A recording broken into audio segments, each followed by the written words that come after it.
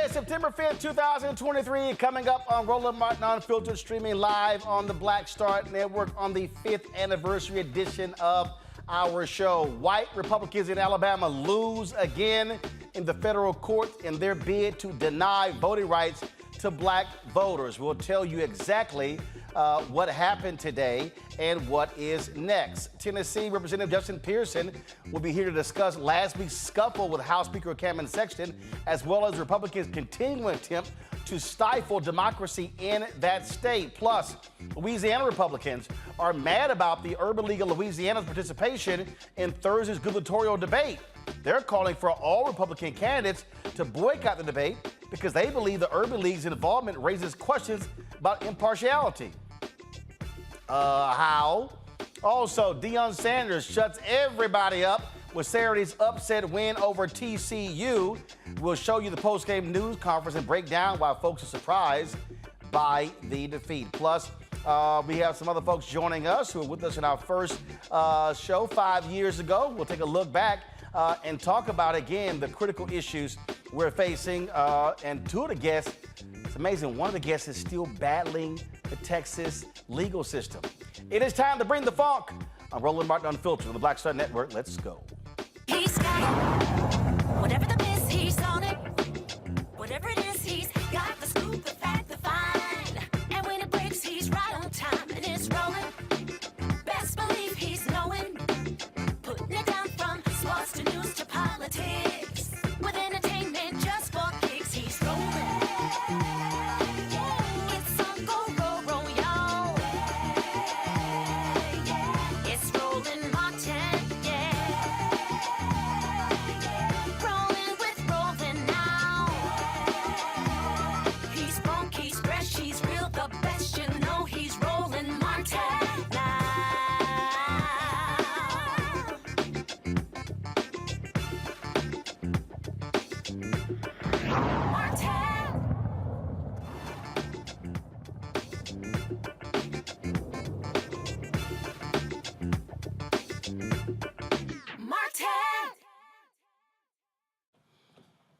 All right, folks, 5 years ago, we launched Roland Martin Unfiltered.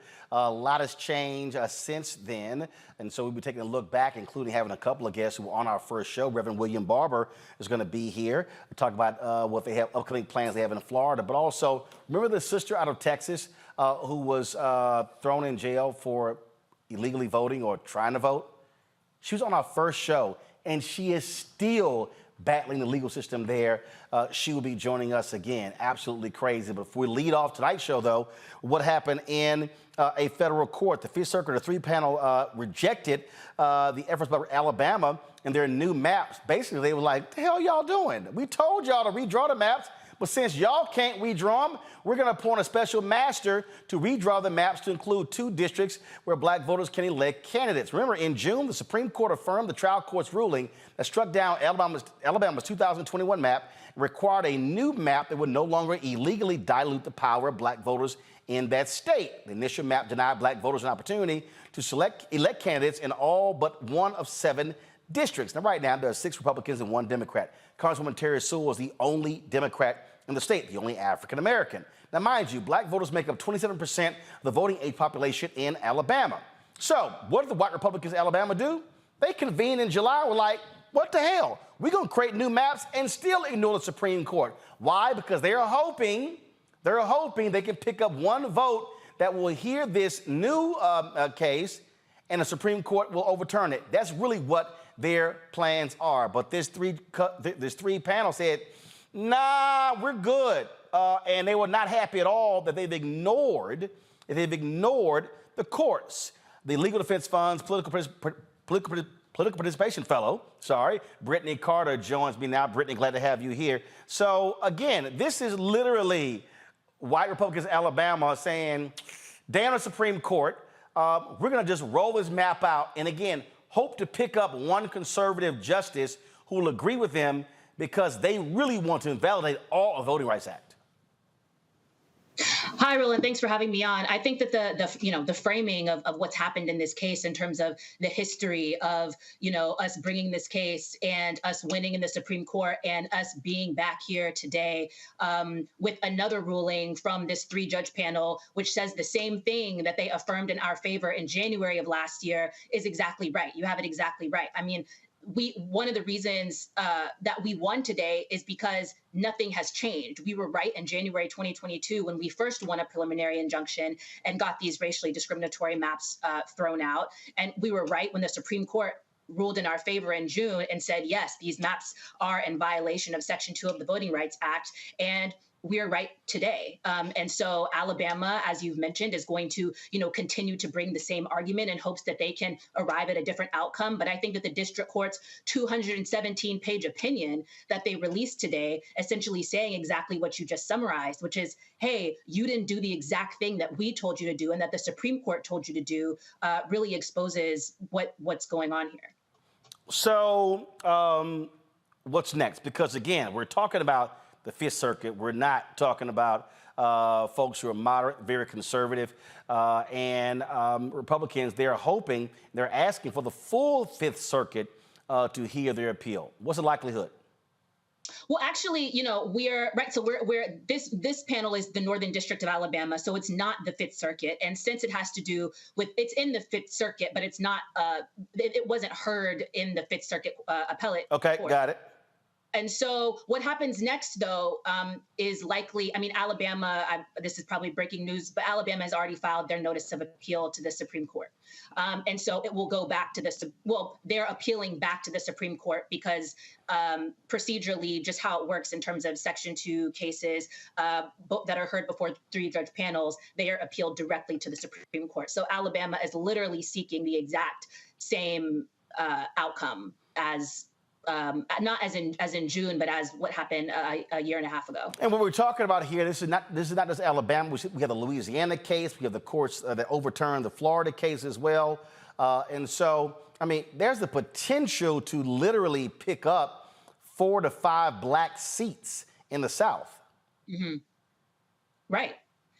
And I think that's exactly the sort of the threat. And I think that's the thing that we're really defending. At LDF, we are a nonpartisan organization, but what we do care about explicitly and what our mission is about is preserving Black political power and is building Black political power. And something that was really important in this case and that the Supreme Court affirmed was that the practical reality of Alabama is that voting is intensely racially polarized in Alabama. With the map that the Alabama state legislature drew and passed on July 21st, there is no way that Black voters were going to be able to elect a candidate of their choice in a district that was supposed to remedy the violation, which only allowed for 39.93% of Black voting. The court said, in that kind of district, it is not reasonable at all that Black voters will ever be able to elect someone of their choice. And so that is really the fight here. And the state legislature was so brazen that in court they said, we don't even think that we had to draw an additional majority Black district. They didn't try to say that, a district with 40% Black voters will perform for Black voters in some elections, but not others. They said, it's really not our responsibility to provide that at all. That's not our reading of the Supreme Court opinion. Us having, white voters having upwards of 80% political power in Alabama, while only being about, 60-something% of, the population is just fine. And so I think you're exactly right that sort of racial power element is really what's at stake here. Well, again, what gets me is that they passed these maps and they literally thumb their noses. And I'm just hopeful future courts go, hell no, you're just not going to just disregard the Supreme Court, because the reality is what they did harkens back to nullification and other efforts after the Brown versus Board of Education decision. That's right. They are telling the Supreme Court, you got it wrong. And so we're going to appeal again to give you an opportunity to get it right. It's just blatant defiance. And so their strategy is to defy and defy and defy until somebody changes their mind, or until somebody forces them to back down and to say that the defiance will not be tolerated. And that's what happened in the Northern District of Alabama with their ruling today. And that's what we're hopeful is going to happen, with the results of the appeal. All right, then. Well, look, Brittany, we surely appreciate it. Thanks a lot. Thank you. Folks, got to go to break. We come back. We'll talk about this with my panel. We'll talk about also other news of the day, including one of the Proud Boys, the leader. He going to be sitting his ass in prison for a long time. Yep, he effed around. Now he found out. That more right here on Roland Martin Unfiltered on the Black Star Network, celebrating 5 years of the show. Back in a moment.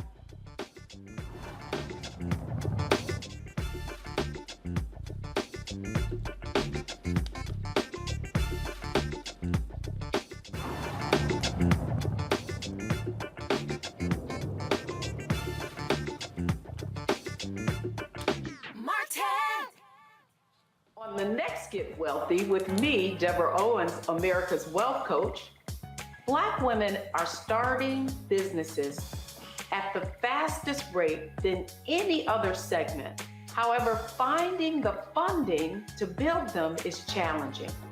On our next Get Wealthy, we're going to talk with author Catherine Finney, who wrote the book, Build the Damn Thing. And she's going to be sharing exactly what we need to do to achieve success in spite of the odds. As an entrepreneur of color, it's first, building your personal advisory board. I think that's one of the things that's helped me the most. The personal advisory board are the people who are in the business of you personally, and wanting to succeed. That's right here on Get Wealthy, only on Black Star Network. Up next on The Frequency with me, Dee Barnes, we're going to talk to Leslie Segar, a.k.a. Big Les, and talk about her incredible career as a dancer, choreographer, and VJ of Rap City. Magic Johnson was there, so half the NBA was there. Iman the supermodel, so all the supermodels were there every day. Actors, right. Like it was a who's who of who's who. Right here on The Frequency in the Black Star Network.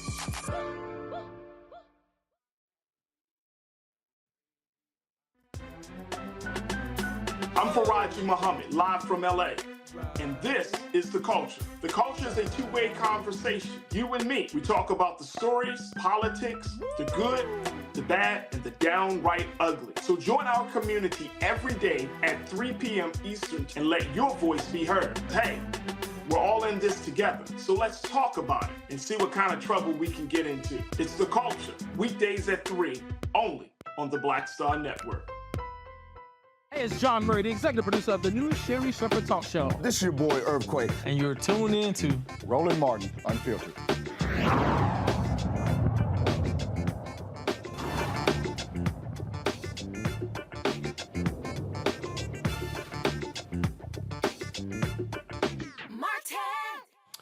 All right, folks, my pound, Dr. Mustafa Santiago Ali, former senior advisor for environmental justice at the EPA out of D.C., Joe Richardson, civil rights attorney out of L.A., Randy Bryant, DI disruptor out of D.C. as well. Joe, start with you.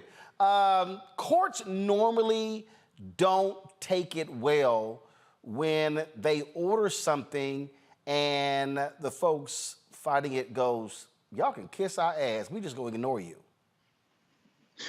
Yeah, particularly because now you're getting past the merits. There's the merits of the court may have felt one way or another about something. And it's one thing to agree or disagree with the court or in principle, or somehow you may have had to follow this precedent or whatever else.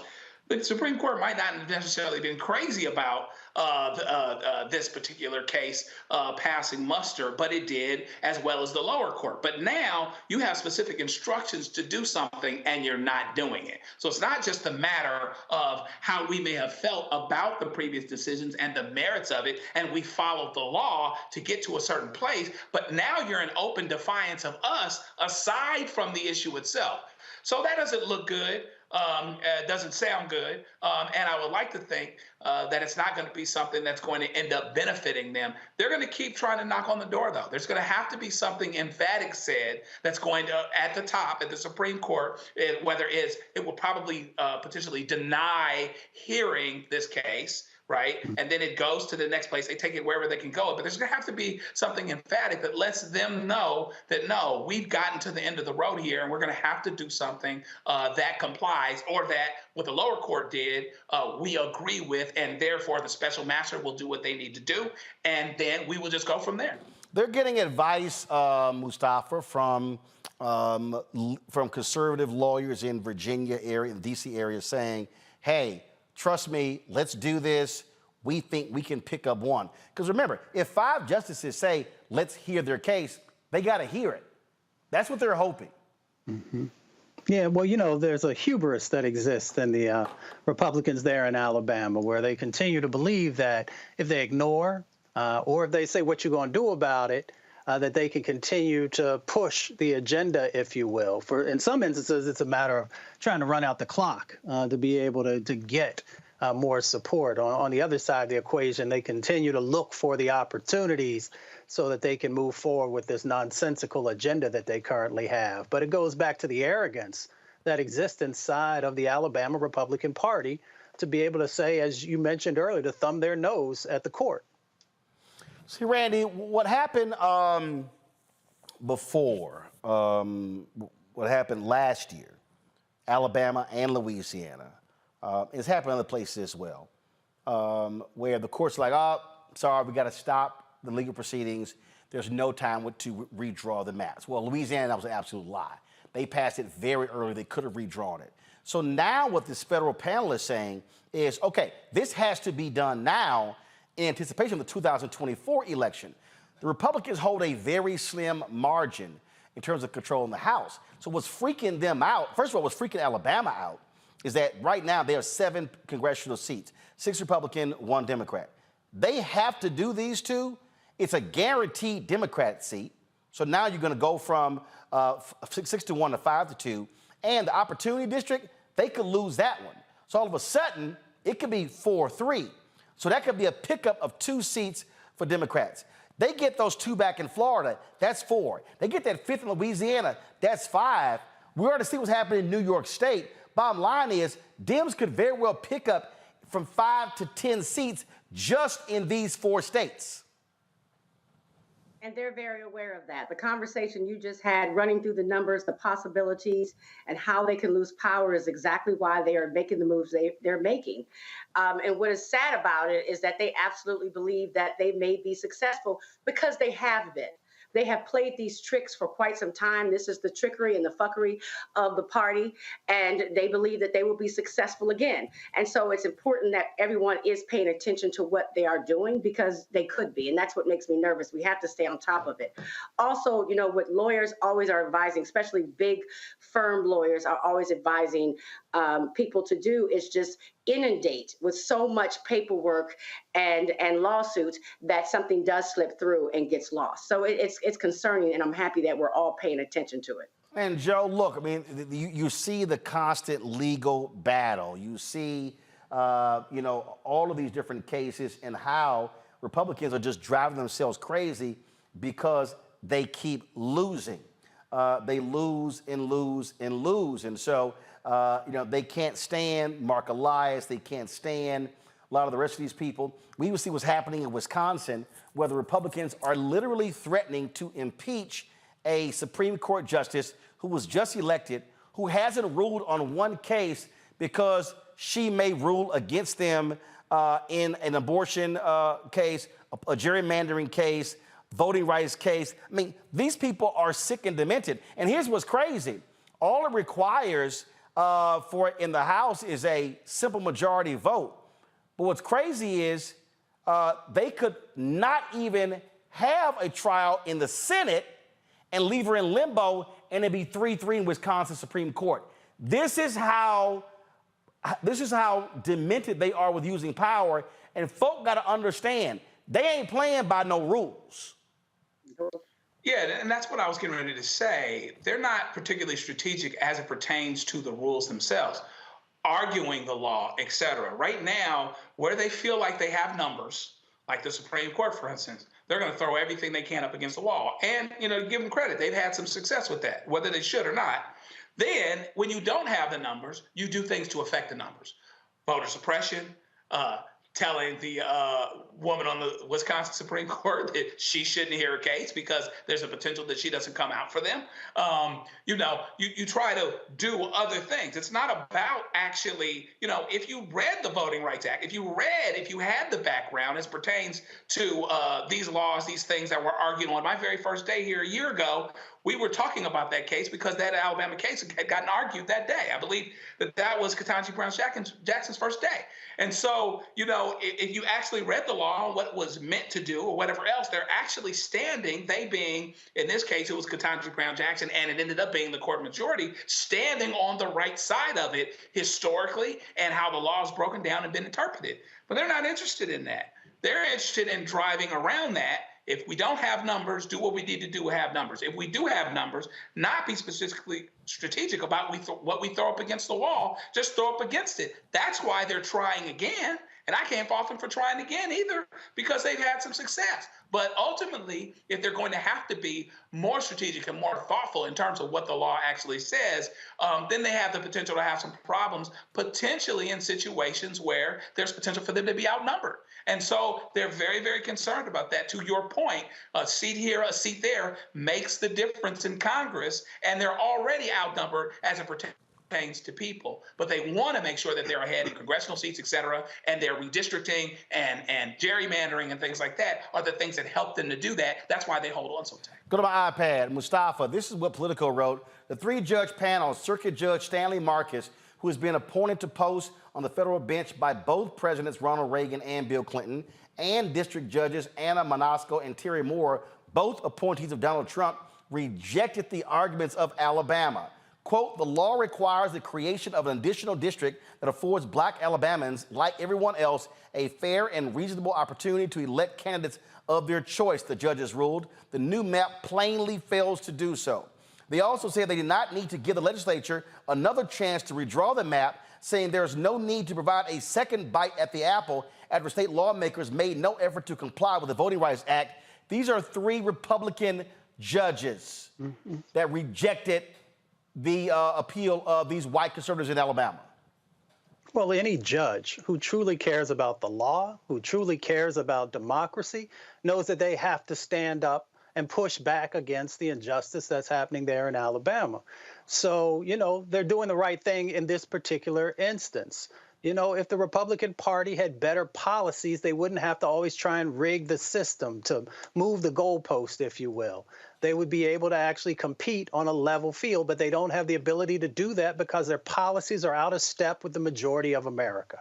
And what we're seeing here, Randy, and I keep saying Republicans don't give a damn about black people. Go back to my iPad.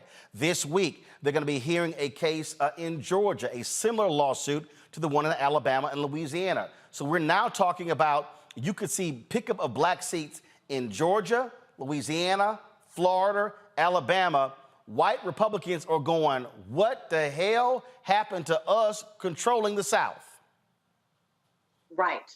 And they do not want us, particularly with the numbers and when we're looking at demographics now, to have a voice. I mean, they make it very clear that they don't want us to have a voice, and they don't want us to be able to vote in our best interests, because they certainly have not been.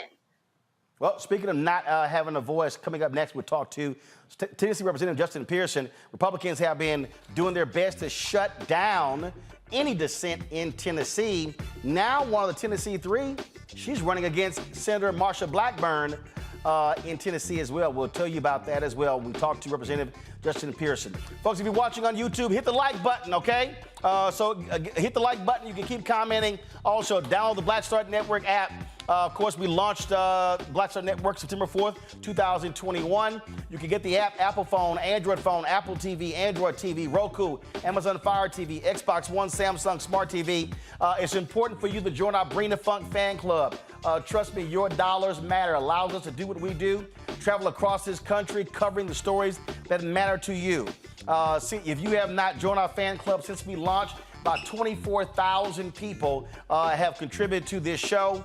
We greatly appreciate them since we launched this 5 years ago yesterday. So please send your check on this anniversary. P.O. Box 57196, Washington, D.C., 20037-0196. Cash App, $RM Unfiltered, PayPal, or Martin Unfiltered. Venmo is RM Unfiltered. Zelle, Roland at RolandSMartin.com, Roland at RolandMartinUnfiltered.com. And be sure to get a copy of my book, White Fear, How the Browning of America is Making White Folks Lose Their Minds, available at bookstores nationwide. Download the audio version on Audible. We'll be right back.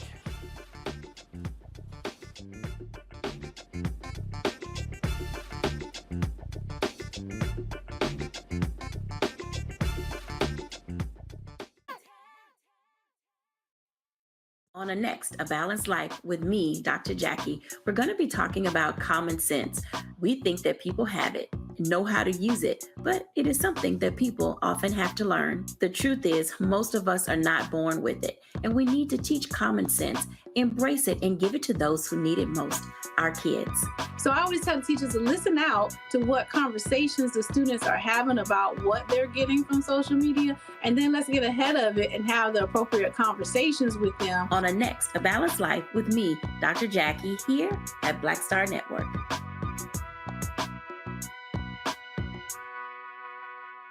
You go into a barbershop in a 700 credit score neighborhood, black or white. They're talking about their ideas and they're talking about how they're going to move on those things. You go to a barbershop at a 500 credit score, equal brilliance but bad culture. They're talking about other people. You go to a winner's barbershop. Here's what I'm doing. You go to the barbershop of where people feel defeated. They talk about other people, either celebrities or people they admire, but also often, I don't like Joe. I don't like Roland Martin. Well, let me tell you something. I don't understand people. How could you not like anything here you see? You should just be like, this is amazing. It's cool. You may not even like how he does it or how I do it, but it's like, you know what? They're succeeding. They're killing it. All you should be is, that's fantastic. But if I don't like me, I'm not gonna like you. If I don't feel good about me, it's hard for me to feel good about you. If I don't respect me, don't expect me to respect you. If I don't love me, I don't have a clue how to love you. And here's the big one. If I don't have a purpose in my life, I'm gonna make your life a living hell.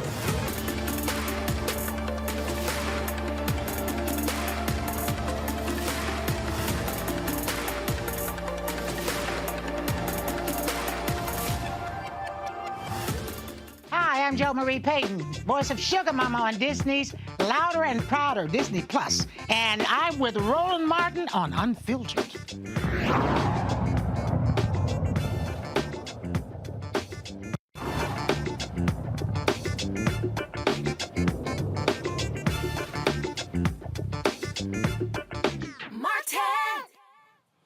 All right, folks, the drama continues in Tennessee where Republicans continue to deny black folks the right to speak. Last week, there was a scuffle on the floor of the Tennessee House after Republicans adjourned the special session, leading to this confrontation between Speaker Cameron Sexton and Representative Justin J. Pearson. Now, you can see the video there. One of the security personnel for Sexton put his arm in Pearson's chest, pushing him back.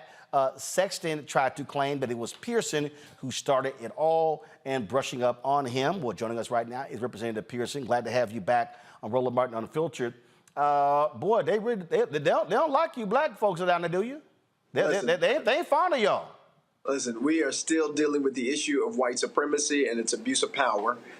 Congratulations to you for 5 years of continuing to elevate the issues of our community and the problems that we are facing. It isn't just policy violence now. We're dealing with physical violence, even with the Speaker of the House. And the reality is we have to do everything that we can to make sure that the voices of our communities are heard and the problems that we care about, like ending gun violence, get prioritized. During that special session, we did absolutely nothing to make our community safer. We pushed forward bills that would actually incarcerate children more rather than protect children from gun violence. And the reality is we've got to use all the power that we have as elected officials and in our communities to fight back. And if that means holding a sign that says protect kids, not guns, then that's what it takes. But the actions of the Speaker show us that they are willing to go to any means to not address the real issues. And as I say, the Speaker, instead of putting his aggressive effort and attention towards me, shoving me, he should have put his aggressive attention towards the National Rifle Association. Association and the Tennessee Firearms Association, the American Firearms Association, who didn't allow us to move forward any progressive legislation that would have protected our kids. The Speaker should have put his shoulder into the folks who want to keep things the same and put his shoulder to the plow of justice. But instead, he wanted to support and propagate white supremacy. He supported and propagated a status quo that is leaving us consistently vulnerable and leaving us with gun violence being the #1 killer of our children in the state of Tennessee. This is not a safe place for children. It's not a safe place for our community. And we need everybody to continue to push back against the abuses of power that have shown up in Tennessee with a shove, but it's also shown up in the type of legislation that is getting pushed and passed and the type of actions that the Speaker has done, like putting the public in one gallery and saying the gun lobbyists and the media go to another one. The thing that is just so interesting is that you have this incident, them voting to stop Representative Jones from speaking for the day, saying that he was off topic. You see just the constant attack. I mean, you even had one representative attacking Representative Gloria Johnson for being having a chair to assist her walking. I mean, like, these people are just cruel. Right. I mean, this is a part of the decorum of this institution. It is not about care. It is not about concern. It is not about helping or supporting our communities. It is a level of cruelty that we have experienced as Black people in this country for far too long. The reality is, since its foundations, there's been injustices and a paradox about who deserves liberty and justice for all and who does not. And very often, disabled folks, queer folks, Black folks do not fit on the side of white supremacy. And the indulgence of white supremacy is not something that we are going to do, is not something we are going to support, but because of that, we continue to face resistance in this body and in this institution, and we see the weaponization of that abuse of power consistently in this body. Speaker Cameron Sexton, Leader William Lambert, they talk about, we need to have more conversations, let's just talk about things, but when it comes time to actually do something, they refuse to do it. When it comes time to actually pass laws that can make our kids safer, they refuse to do it. When it comes time to listen to the voices of grieving mothers and fathers across District 86 and across the state of Tennessee who have suffered from the issue of gun violence, they refuse to do it. They only listen to the voices of the Tennessee Firearms Association. The values misalignment that are associated with the Tennessee Republican Party are corrosive to democracy and are dangerous for our communities. And we saw that when they banned Representative Jones from speaking and censured him. We saw that when they banned signs, such as having a sign that's 8.5 by 11 that says one kid is more important than all the guns. They actually dragged mothers out of committee rooms by state troopers just for having that sign. Same committee rooms where you can have a gun. This is the type of institution that we're dealing with. It's an abusive one that is taking away our democracy and is trying to destroy our ability to resist against their oppression. That's what white supremacy is doing in the state of Tennessee, and that is what I believe a lot of the white women who were there also were learning about white patriarchy and the way that it shows up not only in the legislation that gets passed, but in the deliberate actions of Cameron Sexton and of the Republican Party's leadership here in Tennessee. And on that point, man, you've seen a lot of these white women who are pissed off. And tell us what you're seeing. Are these white women mobilizing and organizing? And these are white Republican women in a lot of these cases as well. They now are seeing that the folks who they have been voting for have been voting against their interests all this time. That's exactly right. I do believe that this movement is building. And I give a lot of credit first to the Black women.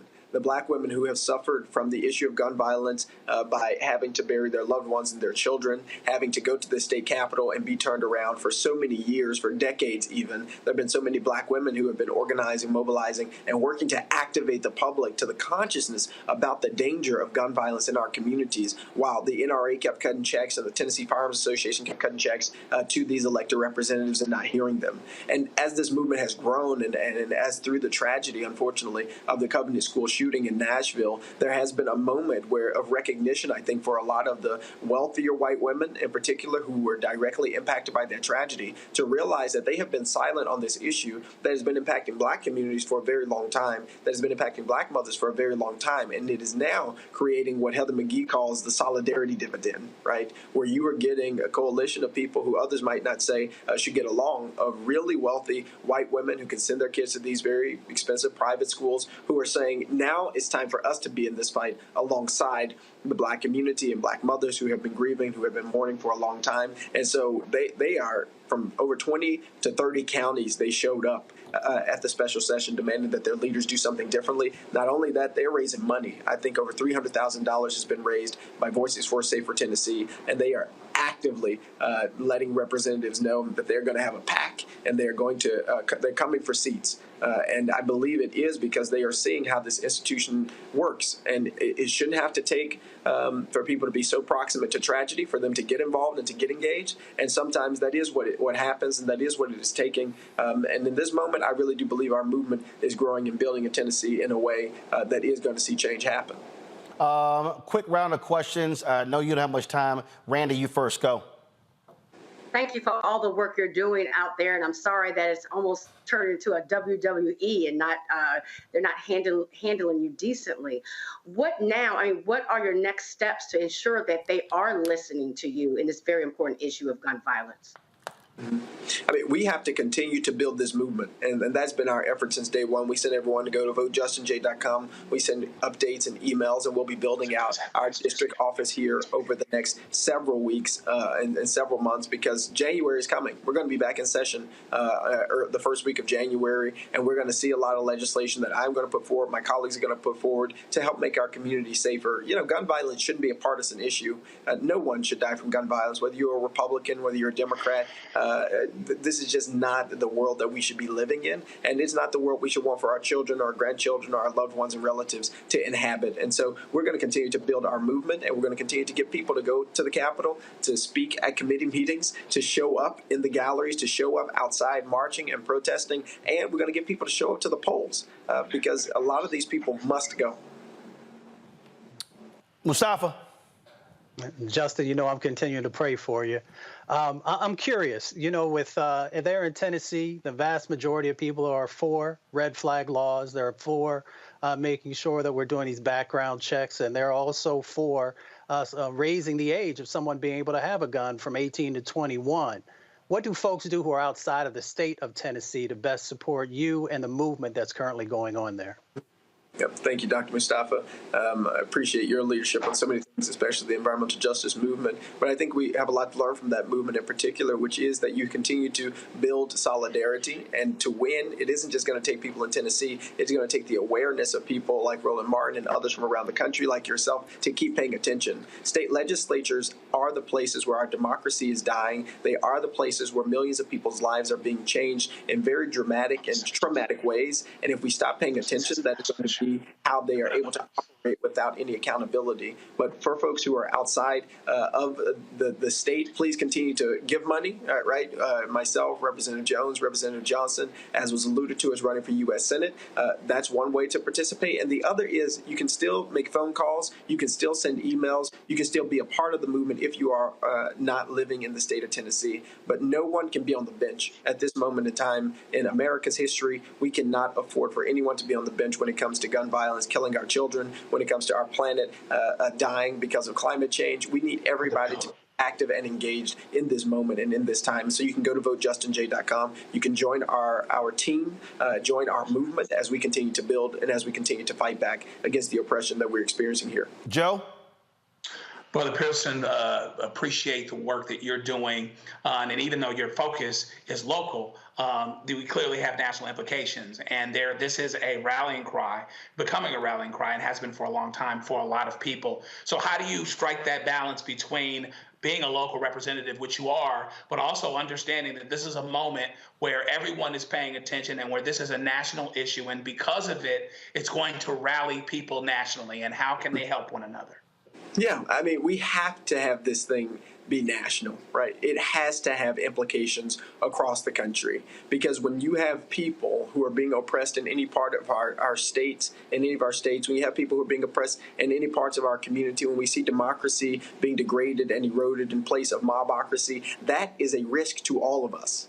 It is not just about what is happening to the few folks here in Tennessee and that being a pity for us. The reality is if it is happening in Tennessee, that means it's on its way to Texas. That means it's on its way to Florida. That means it's on its way across the South where most African Americans in the country live. And so the ramifications of these bad policies and poor decision making in our state legislatures really do matter. And for each and every one of us to be engaged in this movement, to be proximate to the people who are most impacted, means that you care deeply about the future of our country, because the litmus test for the country is not what is happening in the most progressive areas. It's not what is going on in the places that have the Democratic leadership and are fighting against the NRA. The litmus test for our progress as a country is where the people are most in bondage, where are the people most oppressed, where are the people who are hurting the most, and what are we doing to be of support to them? What are we doing to help them and to lift them up? I believe that is the lesson from this moment, that even though you may not be in Tennessee, even though you may not be in Mississippi, even though you may not be in these states physically, the reality is the progress that you are able to make from wherever you find yourself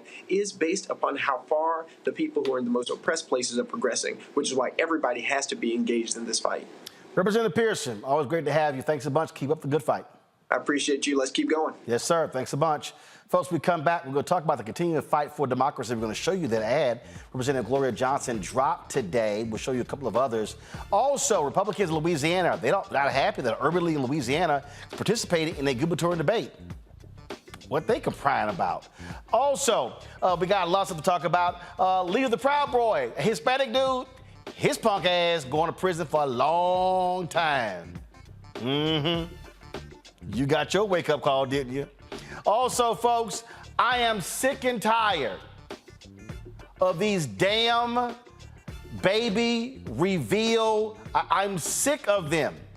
We're going to show you a video, okay, this gender reveal crap, where a pilot died flying over. I just got a couple things to say. Plus, Deion Sanders had a whole lot to say after his Colorado Buffaloes upset TCU in the opening game of the season on Saturday.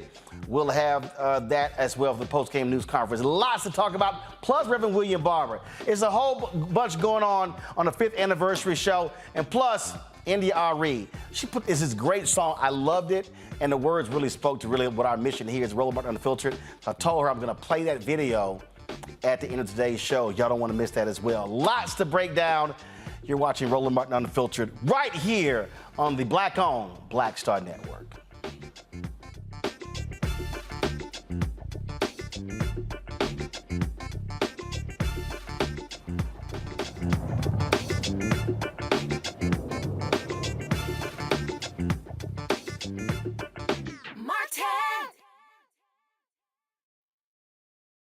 When you talk about blackness and what happens in black culture, we're about covering these things that matter to us, speaking to our issues and concerns. This is a genuine people-powered movement. There's a lot of stuff that we're not getting. You get it, and you spread the word. We wish to plead our own cause.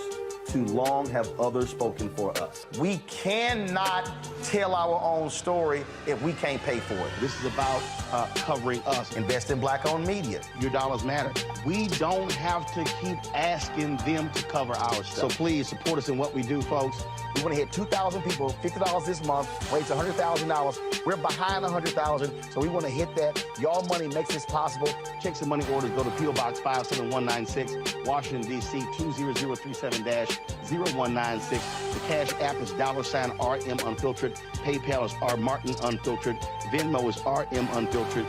Zelle is Roland@RolandSMartin.com. Next on the Black Table with me, Greg Carr. Brown versus the Board of Education. The history books call it the court decision that ended racial segregation in American schools.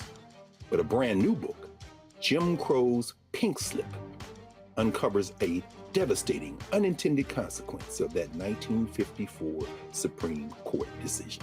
We may, if we were lucky, have been the very last generation of Black students to have experienced these generations of Black teachers who have never been replaced. Dr. Leslie Fenwick joins us to talk about her book and the actions following that landmark decision that dealt a virtual death blow to Black educators.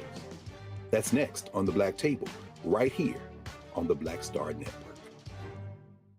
Hey, what's up? Geek Tony in the place to be. Got Caked Out Your Mama's University, creator and executive producer of Fat Tuesdays, a air hip-hop comedy. But right now, I'm rolling with Roland Martin, unfiltered, uncut, unplugged, and undamn believable. You hear me?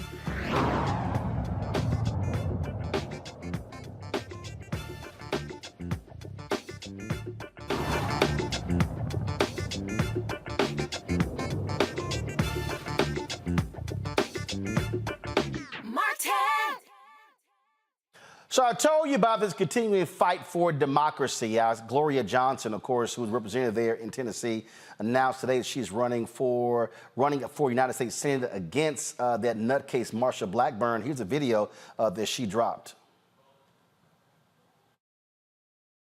Gunfire from an assault rifle. Yet another horrific story playing out in the South. When will enough be enough? When will we elect leaders with the courage to stand up for us? Instead of a bunch of bullies and cowards who only do what their party says. I know fighting for justice has a cost. I learned that firsthand as a little girl when I had to sleep in the hallway instead of my bedroom to avoid being shot because my dad had the courage to bring the KKK to justice. And when my friends and I believed mothers and fathers who'd lost children at Covenant deserved a voice and we fought for it, they expelled them. My name is Gloria Johnson. I'm not a politician, but I did beat one to become a state house member. Those politicians, they don't like me much because I speak my mind. And when it's bullshit, I call it bullshit. What I do is fight for justice for real people, because that's what Tennessee deserves. We deserve health care and prescriptions that don't make us go broke. We deserve the freedom to make our own choices with our bodies. And most importantly, we deserve a leader with the courage to stand up to extremists and billionaires that have taken over our system. That person ain't Marsha Blackburn, but it is me. She supports a national ban on abortion and talks about freedom. And she voted against lowering our costs for insulin and prescriptions while taking nearly $2 million from insurance and big pharma. Look, I'm 6'3". I'm not afraid to stand up to anyone when it comes to doing what's right for Tennessee, especially Marsha Blackburn. And that's why I'm running for Senate.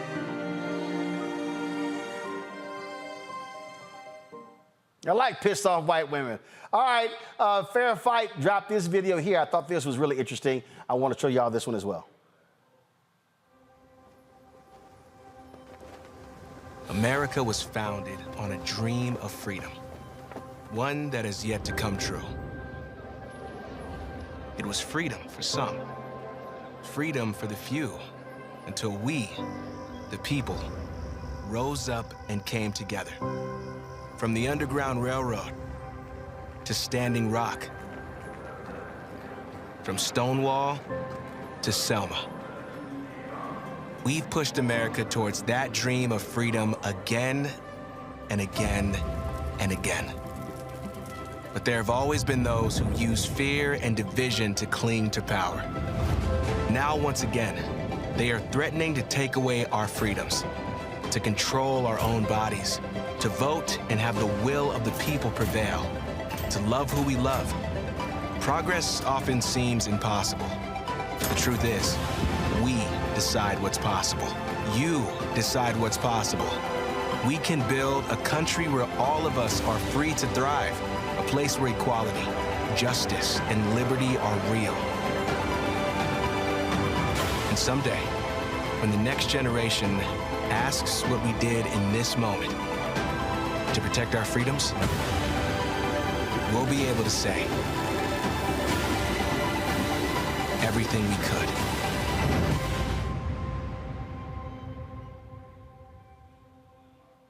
Now, that was a strong ad. Now, Republicans, again, last thing they want is a true democracy. In Louisiana, these fools literally are calling for all Republican candidates to boycott the state's first major televised gubernatorial debate on Thursday. Why? Because the chairman of the Republican Party, he's like, the Urban League, how dare they be involved? Quote, this debate format is a biased sham that is purposely designed to damage Republicans. No Republican candidate should fall for our antics like this. To have the radical Urban League as an outside panelist and not balance its ultra-liberal viewpoint with a conservative organization is wrong. Well, joining from New Orleans is the vice president of the Urban League of Louisiana, Tyrone Walker. So Tyrone, y'all are radical ultra-liberals down there. Well, look, the Urban League of Louisiana for 85 years have been working to help Black people and other underserved communities achieve economic self-reliance, parity, power, and civil rights. This is the first time anybody's called the Urban League of Louisiana radical. So what's the deal? Are y'all going to participate? What's happening there? Well, the Urban League of Louisiana has been leading this effort to have the first statewide televised gubernatorial debate. We have 4 different news stations from across the state partnering with us, and another independent nonprofit that's a statewide policy organization partnering with us. That debate is going on. All of the other Republican candidates that were invited are participating, and the Democratic candidate, of course, is participating as well. So what's at the heart here? Were you surprised by this attack? Well, look, there's no shortage of times where our people are unfairly attacked. The Urban League of Louisiana is focused every single day on making sure Black people are informed, that they're registered, and that they mobilize and exercise their voting rights. And conversely, with any candidate, whether they're Republican, Democrat, white or Black, male or female, our focus is making sure that every candidate understands issues that are important to our people and that they lay out policy prescriptions that will make their lives better. And when they get into office, we're in the business of working with them to make sure they make good on those promises. And when they don't, we oppose them. So do you think they're simply afraid of actually having to answer questions that are concerns to Black folks? Well, I'll leave that up for you to determine or to opine about. When I have this Urban League pin on and I'm in this office, I've got to stay nonpartisan, and that's what we do every single year. I will say this: it is peculiar, though, for a major candidate to skip the very first statewide televised debate when every single other major candidate has said yes, including 4 other Republicans in the race. I don't know what the motivation of that campaign is, but I can tell you this much. Nothing that any candidate does will provoke us nor deter us from doing what we're supposed to be doing as a nonprofit, nonpartisan organization committed to Black people. We're going to stay focused on lifting up the issues that impact our folks, sounding the alarm when individuals are operating not in their best interest, and we're going to fight like hell to make sure that we move policies and systems change that are necessary to make their lives better. All right, then. Well, Tyrone, we'll certainly be watching to see what happens there in Louisiana if these Republicans actually show up. Thank you, brother. All right, thanks a bunch. Folks, we come back. 5 years ago, we had this sister on the show as she was battling officials in Texas over voting. That's right, over voting. Crystal Mason is still fighting to be free. She joins us next. Also, the second hour, Reverend William Barber was also on our first show 5 years ago. He's back to talk about what they have coming up in Florida. Plus, we'll talk about these ridiculous gender reveal parties. I am sick of all of them. And there's a whole bunch of people who've been hating on Deion Sanders who are real sick today after his Colorado Buffaloes upset TCU Horned Frogs on Saturday. Lots to break down, including leader of the Proud Boys getting slapped with 22 years in prison. Don't drop the soap, Enrique. We'll be back on Roland Martin Unfiltered on the Black Star Network.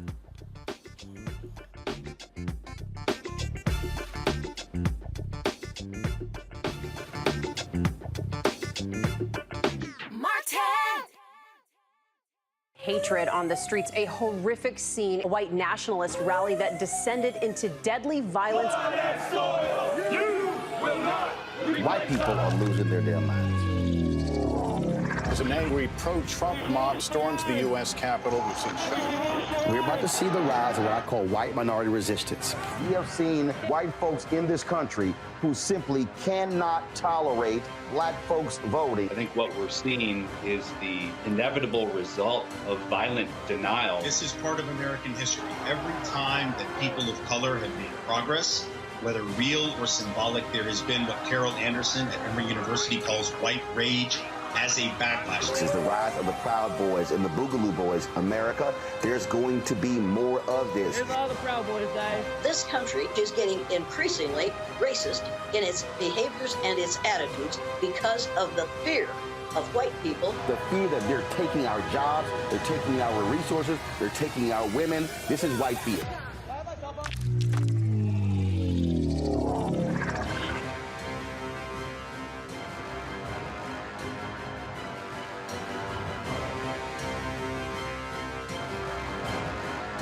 On the next A Balanced Life with me, Dr. Jackie, we're going to be talking about common sense.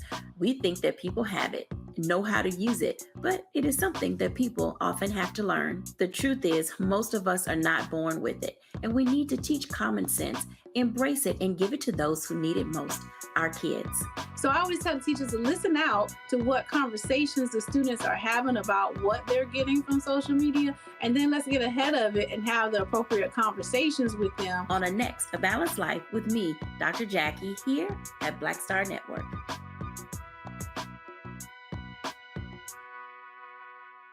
You go into a barbershop in a 700 credit score neighborhood, black or white, they're talking about their ideas and they're talking about how they're going to move on those things. You go to a barbershop at a 500 credit score, equal brilliance, but bad culture, they're talking about other people.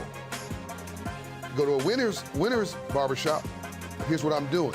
You go to the barbershop of where people feel defeated, they talk about other people, either celebrities or people they admire, but also often, I don't like Joe. I don't like Roland Martin. Well, let me tell you something. I don't understand people. How could you not like anything here you see? You should just be like, this is amazing. It's cool. You may not even like how he does it or how I do it, but it's like, you know what? They're succeeding. They're killing it. All you should be is, that's fantastic. But if I don't like me, I'm not gonna like you. If I don't feel good about me, it's hard for me to feel good about you. If I don't respect me, don't expect me to respect you. If I don't love me, I don't have a clue how to love you. And here's the big one. If I don't have a purpose in my life, I'm gonna make your life a living hell.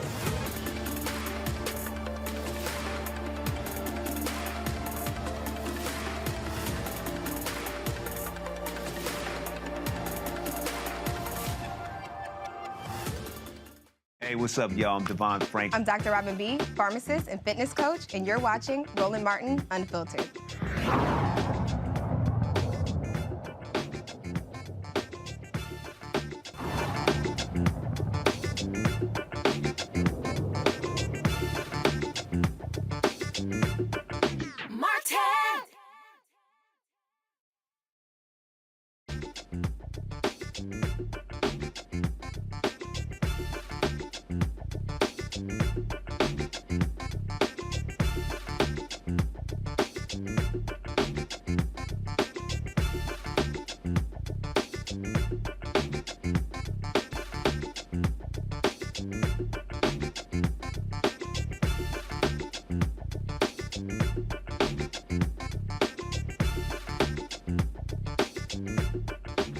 All right, fam, 5 years ago, we launched this show, Roland Martin Unfiltered, on the Black Star. Well, actually, Black Star Network didn't exist. Roland Martin Unfiltered. We were literally right across the street. We were sharing a studio, sharing an office space with 50 Can, education reform group that I'm on the board of directors. And all we had was 3 offices, and we had a small room and didn't have much. In fact, y'all roll a video of that first show. And again, y'all, we had these glass tabletops. Matter of fact, I should have brought one of them out. We still have a couple of them around here. And some swivel chairs. But obviously, we've been able to grow the show. And one of the first guests on that show, y'all roll a video? You don't have it? Okay, I told y'all to pull it. All right, I'll get it. So we had video from the first show, y'all, from 5 years ago. And Reverend Barber was one of our first guests, and he joins us now. He is traveling, still on the front lines, fighting the good fight. Reverend Barber, always glad to chat with you. It's been, a lot has happened last 5 years, Frat. What you talking? Can I be unfiltered for a minute? Of course. Damn, I love Roland Martin.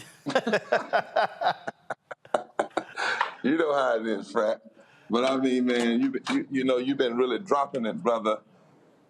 Keeping us informed, doing what others, and treading in waters others have feared to tread. And I told you some time ago, one of the great quotes that I remember in my own life is the most revolutionary thing you can do in a season of lies is be a truth teller. Yes, sir.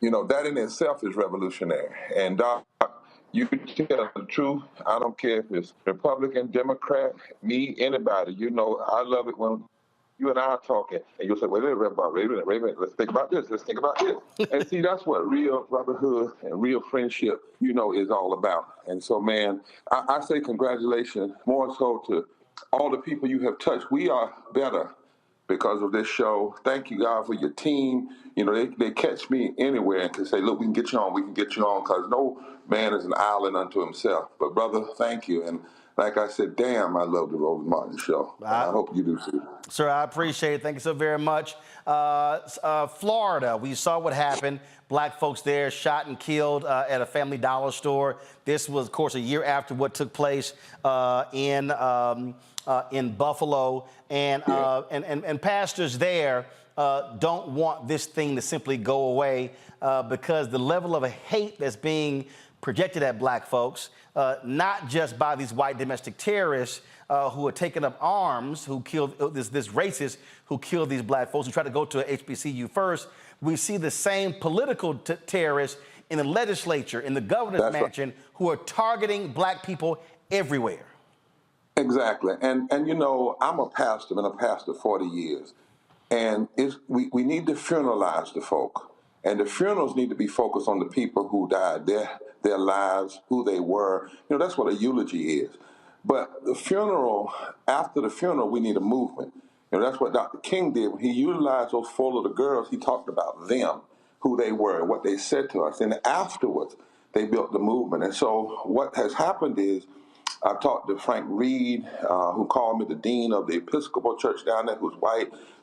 People, Latino, Jews, Muslims, Christians, others are coming together this Thursday to have a Take Back the Mic, call for a time of fasting, confession, repentance, and then calling on DeSantis and other leaders who are spewing all this hate against black people, hate against trans people, hate against women, hate against black history, hate against immigrants, to cease and desist or resign, and then making a commitment, not as Democrats or Republicans, but as moral agents, that we're going to let our voice and our votes be heard. We're going to mobilize a massive Love Truth army, and not just for a day, not just for a moment, but for a movement. Because, you know, Roland, this has a through line in history. If you look at 1898, the Wilmington riots in Wilmington, but how did that start? A year of racist rhetoric coming from Charles B. Aycock, who would become the governor of the state. And then all these black folk get killed. Same thing happened in Tulsa. Same thing happened in 1919 with Red Summer. It was Woodrow Wilson spewing racist hatred, lifting up the Birth of a Nation movie, saying it was a great movie. Then out of it came the deaths of black men all over the country. Emmett Till was killed out of all of the racist rhetoric that was spewed after the Brown decision. You had 4 little girls killed 17 days after the March on Washington, and children had dogs sicked on them in Birmingham. What was in Birmingham? Alabama. What was in Alabama? Governor who said segregation yesterday, today, and tomorrow, spewing all of this rhetoric. And lastly, Roland, for Florida, people need to know it was August 27th, 1960, when the racist legislature was spewing all kinds of ugly rhetoric. A so-called moderate governor named Collins still called the Supreme Court decision bad. And out of that rhetoric came the axe handle riots, where white men with axe handles came into Jacksonville, beat black men, black women. The cops watched it. And then when the black men started fighting back, then they joined the side of the mob. So this stuff has a history.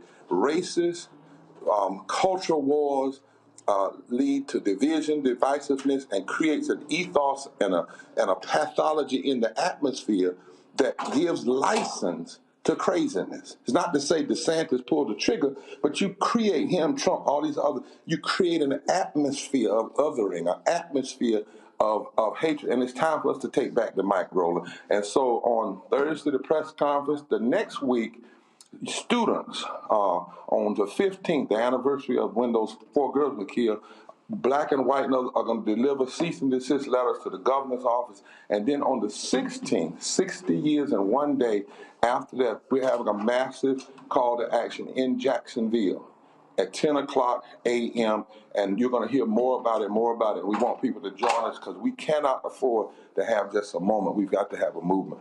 And that's the thing right there. First of all, the video that we're showing, we were there with you, Beto O'Rourke, last year in Austin, Texas. We were, of course, covering the events here in Washington, D.C. When the marches were taking place. And that's the thing that I keep trying to say. I'm sick and tired of gatherings and commemorations that are only there as a gathering and a commemoration. That's the thing that's driving me crazy, because there has to be an agenda attached to it. You don't just go out there and march and protest just to take a walk. No, you can't. Well, I'll tell you what, they'll laugh at you for doing it. You might get a headline, but you won't make headway. And right now, we're not making headway because we have a commemoration, but we still don't have Voting Rights Act passed. We still don't have a living wage passed that would lift 42% of black folk out of poverty and over 50 million Americans. Listen, look at what's happening even in Florida. Now, they're engaging in division and deception. They attack black history.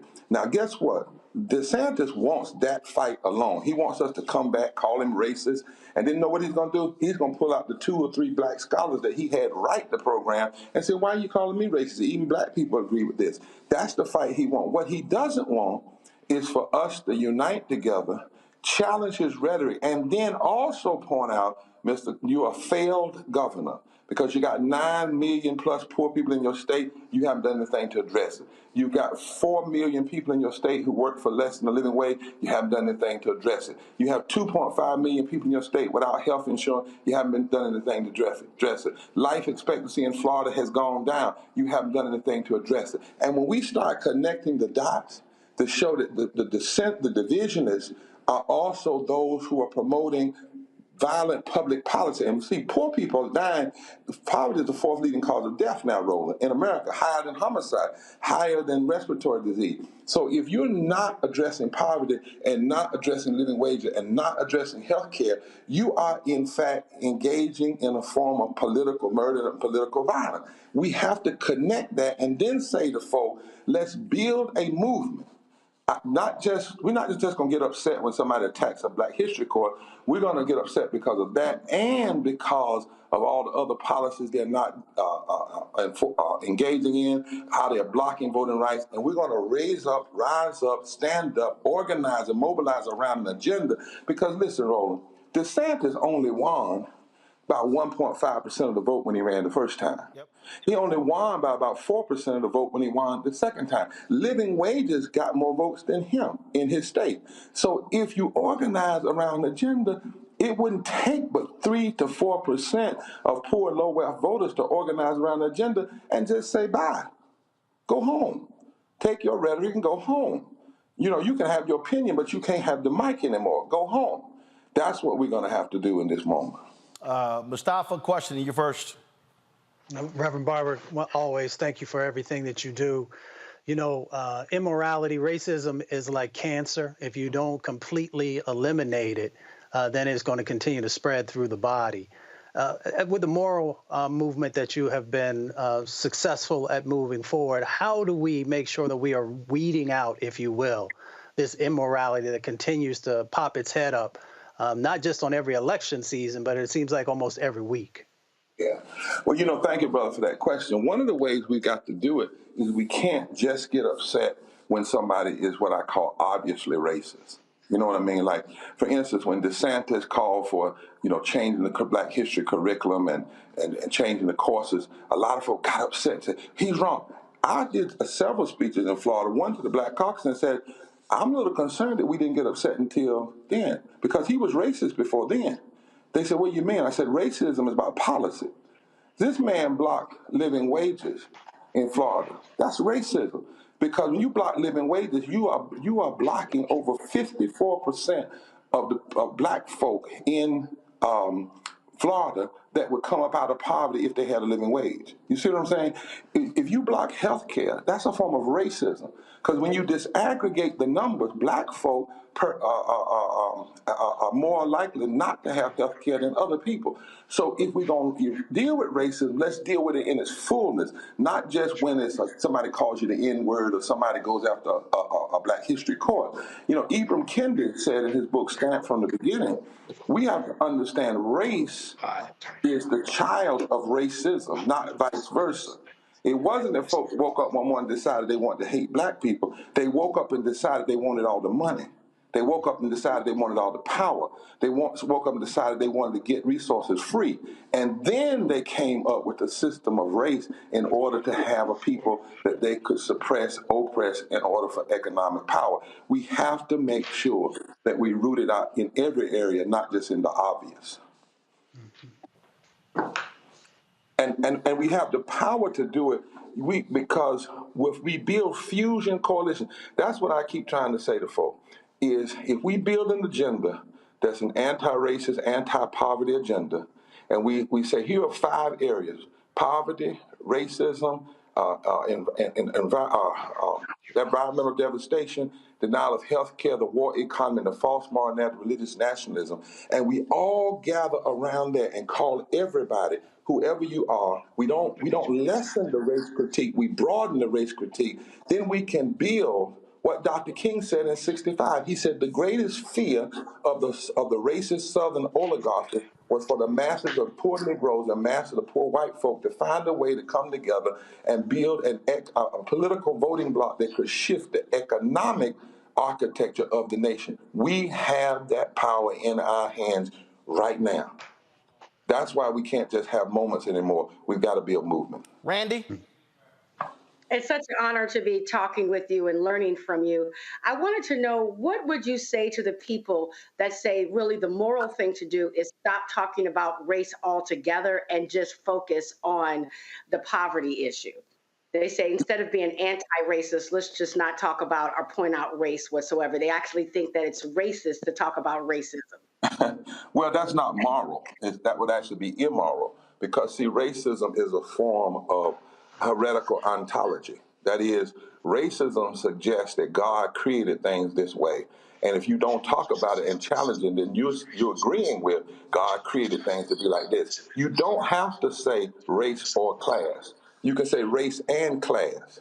It's a false dichotomy, because you can build the coalition, a massive coalition. I found out, let me tell you something. When I go to Eastern Kentucky, that's predominantly white, I say the same thing I say in Harlem, or the same thing I say in Mississippi. And I'm telling you, we get an audience up there. People mobilize. I watch what happens when people start seeing that they're being bamboozled, that they're being used against one another. I was in Eastern Kentucky teaching a whole room full of white folk of what their legislature did. And I put up the maps on who was claiming they were for voting rights, but they really were suppressing votes. I put up a map on who was against gay people. Then I put up the map of who was against living wages, who was against minors, and who was against health care. And one of the white guys stood up and said, I will be damned.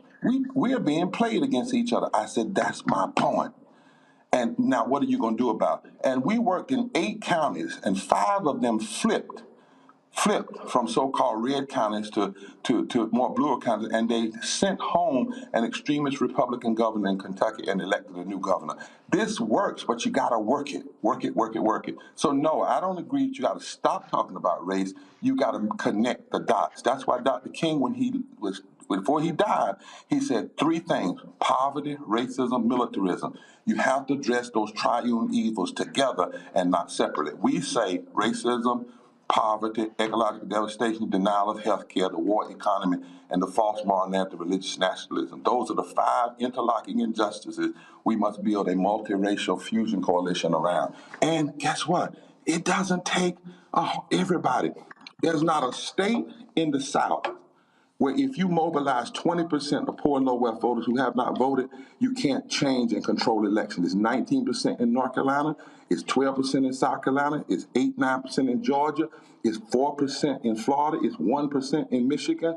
Come on, y'all. We have the numbers and the power. We've just got to stop having commemoration and start having movements. Joe? It's an honor to be on with you, Dr. Barber. Appreciate you so greatly for so many reasons and for so many years.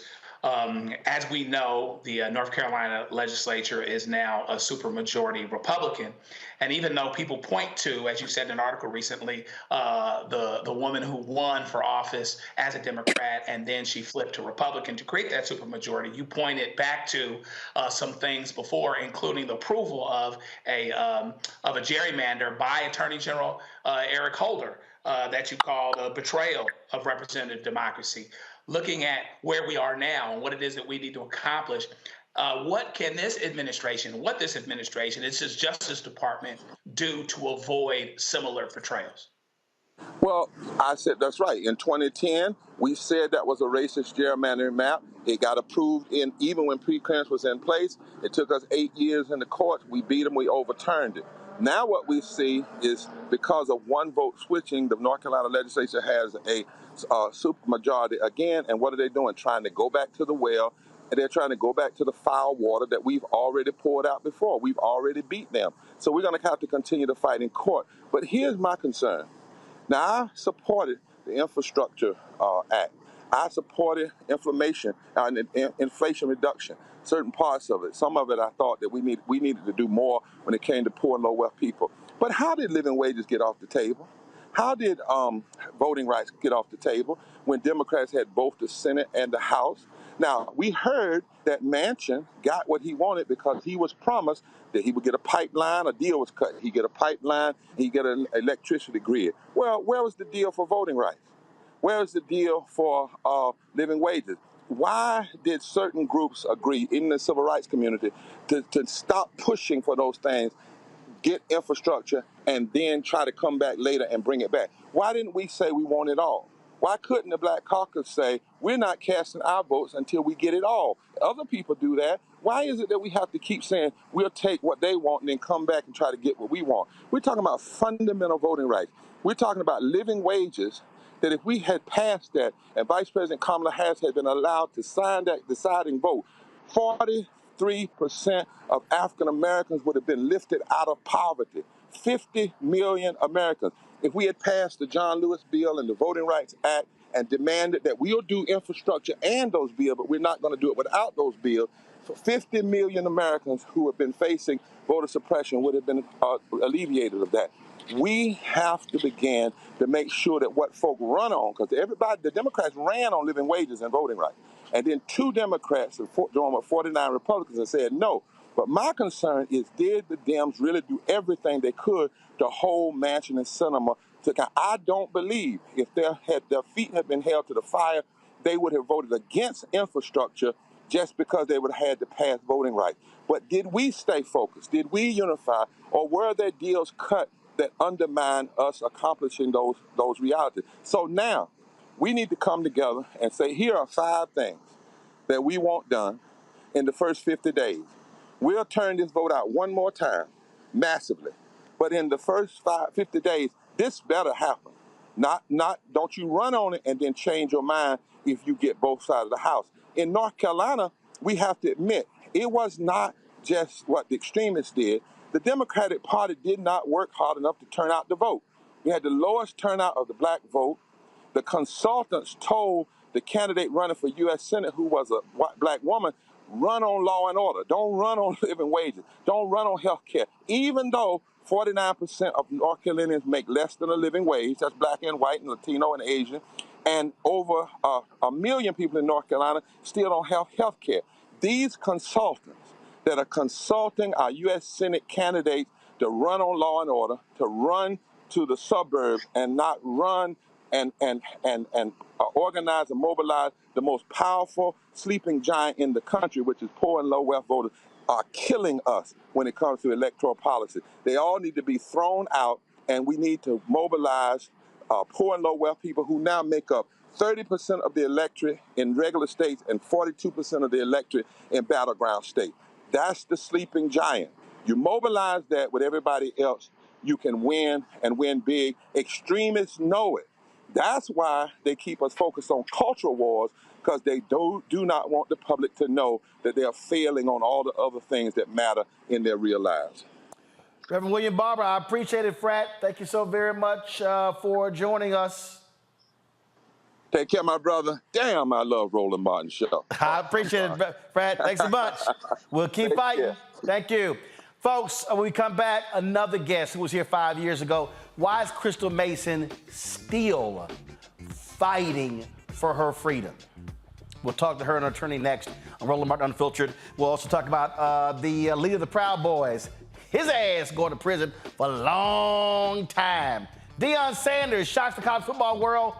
And I am sick and tired of these gender reveal parties. Just tell everybody your ass having a boy or girl. Damn. Also, play this great song by India Ari. Lot more to cover on Roland Martin Unfiltered on the Black Star Network.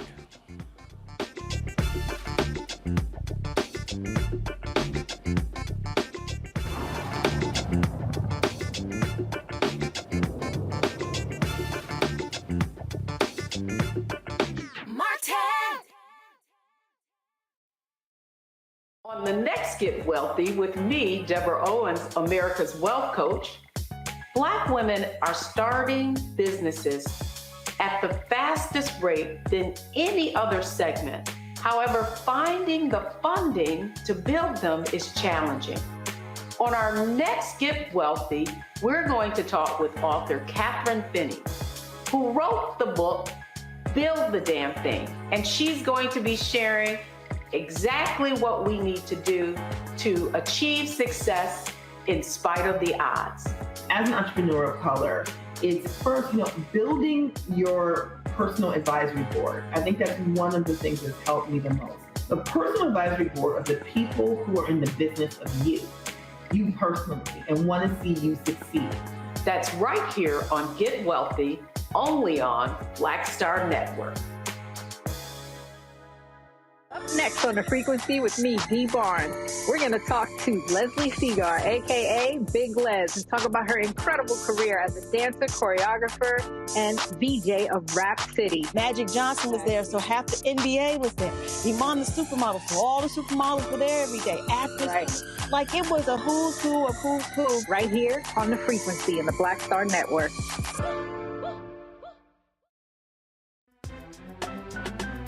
I'm Faraji Muhammad, live from LA.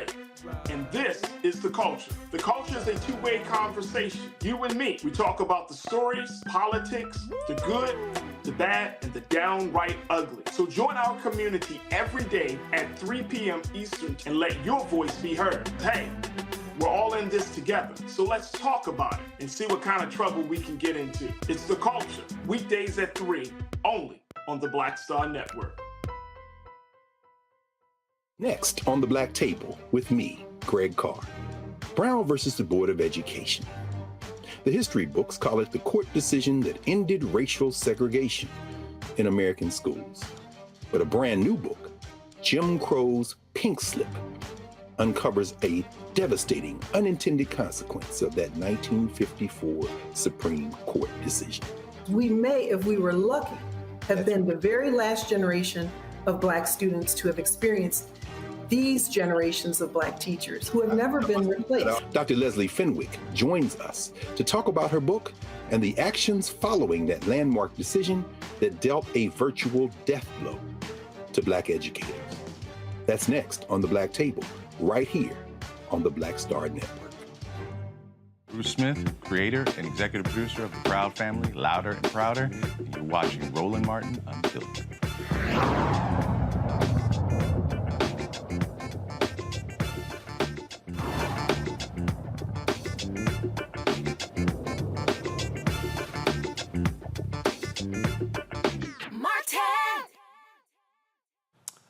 All right, y'all, 5 years ago, Crystal Mason was on this show. She, of course, is a sister out of Texas who voted, cast a provisional ballot, they came after her saying she violated her probation. I mean, folks, it's just absolutely crazy. And so Tarrant County is still going after Crystal Mason. They, of course, she had to go back to prison, violated federal. I mean, talk about a huge mess. And so here we are celebrating 5 years of this show, and Crystal Mason is still not free of the legal system. She joins us now, along with her attorney, Kim Cole. First of all, it's good to see both of you. I hate that we have to see you talking about this. It makes no sense. And it was, Crystal, it was crazy. So when I was going through the video of our first show, I was shocked to see you in our first show, and then it hit me. I was like, she is still dealing with this crap 5 years later. Yes. For folks who don't know, just explain to people the ordeal that you've had to go through. Like, when did this start? When did you vote? What year was it that you voted or got a provisional ballot because you thought you could vote? When was that? This was 2016. So that was 7 years ago. Yes. And then what happened? I filled out a provisional ballot and was arrested for it and sentenced to 5 years for illegally voting. So you were sentenced in the state, and didn't that violate your federal case, and you had to go back to federal prison? I had 10 months left on my federal supervised release case, and I had to go to prison for 10 months. And they gave me another 2.5 years on supervised release. So you had 10 months left supervised release. You were out, and because of this, you had to go back to federal prison, and they tacked on another 2.5 years of supervised release. Yes. So are you now free of the federal supervision? I am, yes. All right, but you're still dealing with the state. Kim, this thing is going back and forth. Where's the state case now? Because Tarrant County DA, they are spending thousands of dollars to pursue this woman in a 7-year-old case, and there was a provisional ballot that, didn't count? Never counted. Exactly. Right now, the case is back with the Second Court of Appeals. It's been there before, and they upheld Crystal's conviction. And then we appealed that to the Texas Court of Criminal Appeals.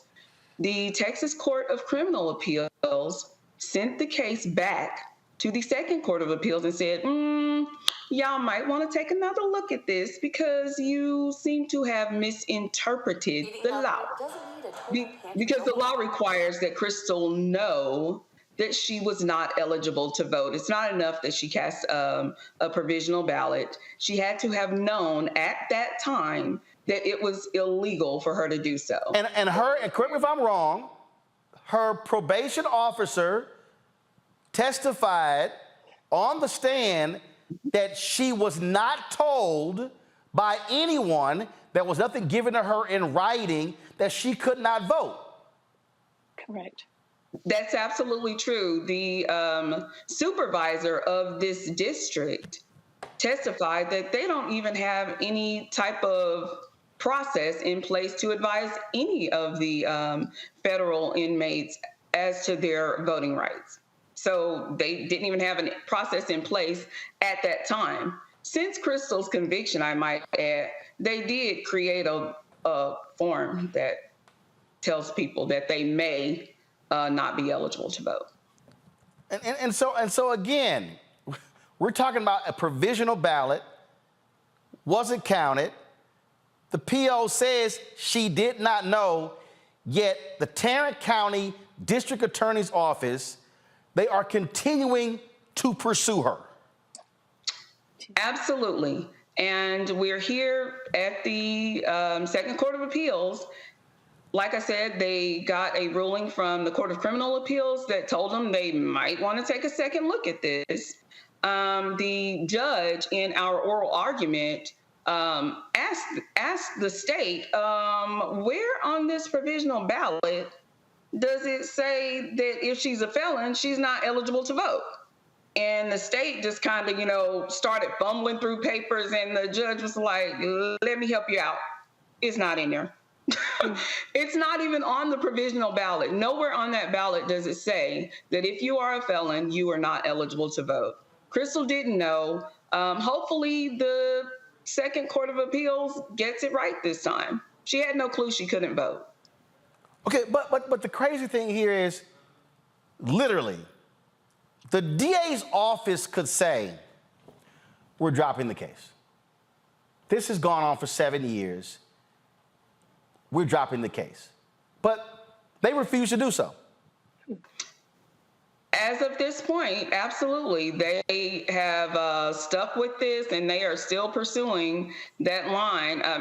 You know what it is, Roland. There's the narrative out there that there's all of this rampant voter fraud, and it hasn't come to fruition yet. And so there's still, in Crystal's original case, the DA said that they wanted to send a message to voters, and they're sticking with that. Crystal, for the folks who this may be new to them,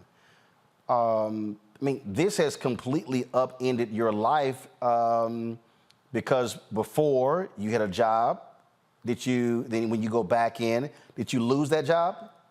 I definitely did. I lost the job and I lost the insurance. Didn't you also have issues with your home? I did, yes. So what's now? Are you in a new home? Is it a new job? And again, the way this thing is playing out, if the courts don't do right, you may have to literally serve time in Texas prison. Correct. Right now it's been 5 years, and I've been out on the appeal bond, fighting to stay free. I've been out on the appeal bond for 5 years. Joe?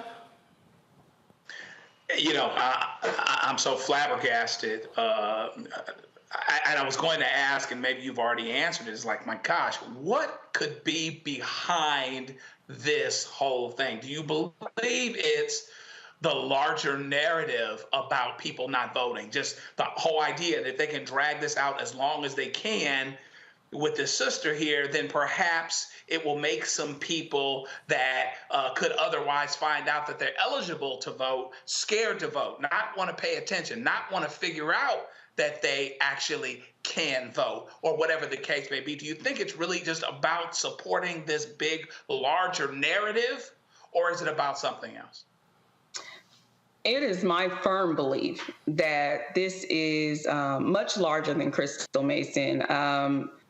The DA, in their closing argument, specifically urged the judge to send a message to the voters of Tarrant County and to sentence Crystal to a quote-unquote stern prison sentence. This was all in the narrative of rampant voter fraud, and nothing about Crystal's case followed the standard operating procedures. The precinct judge at the polling place personally called the DA. Instead of, from my understanding, the normal process, if there is voter fraud suspected, you hand that over to the county the county elections board. And that didn't happen here. The election judge there at the precinct specifically called the DA personally and reported Crystal. And let me mention that election judge was her neighbor.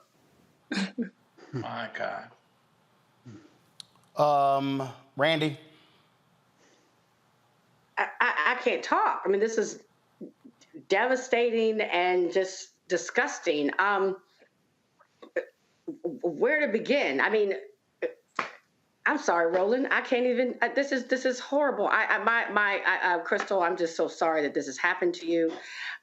What would you? I mean, do you feel as if you've personally been targeted, or do you feel as if this is a bigger message to go against people? And do you advise the people around you to vote in spite of everything? I definitely do.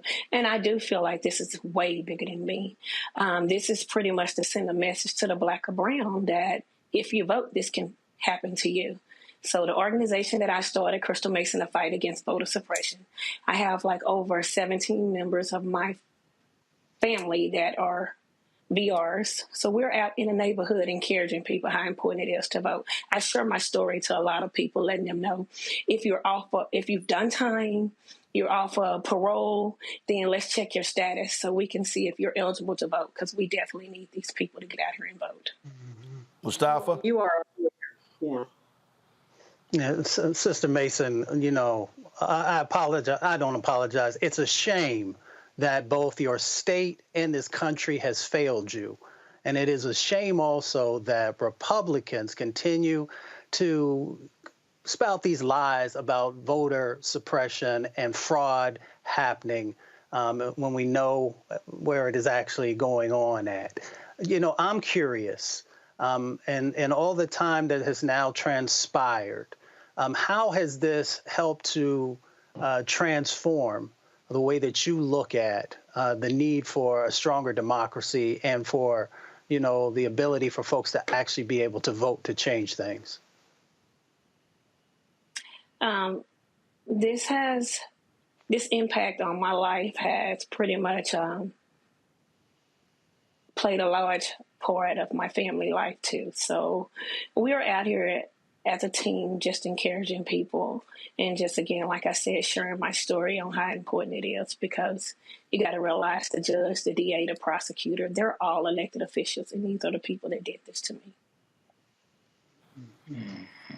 Absolutely stunning. Kim, Crystal, look, keep up the fight.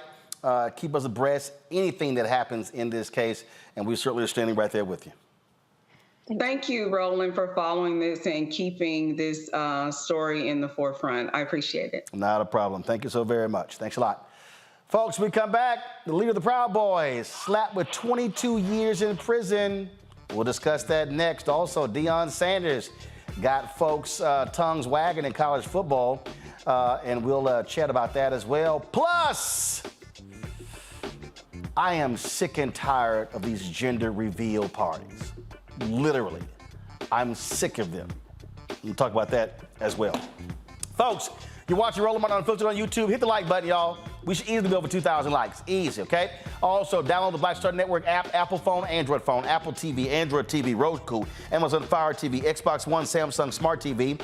And support us in what we do. Your contributions are critically important, folks. So please donate to the cause. You can join our Bring the Funk fan club. Send check and money orders to P.O. Box 57196, Washington, D.C., 20037-0196. Cash App, $ RM Unfiltered. PayPal, R Martin Unfiltered. Venmo is RM Unfiltered. Zelle, Roland at RolandSMartin.com. Roland at RolandMartinUnfiltered.com. And be sure to get a copy of my book, White Fear, How the Brownie of America is Making White Folks Lose Their Minds. We'll be right back.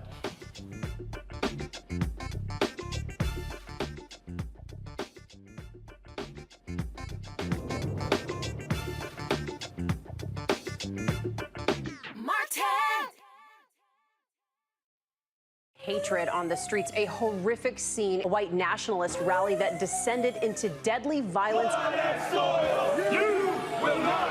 White people are losing their damn minds. As an angry pro-Trump mob storms the U.S. Capitol, we've seen shots. We're about to see the rise of what I call white minority resistance.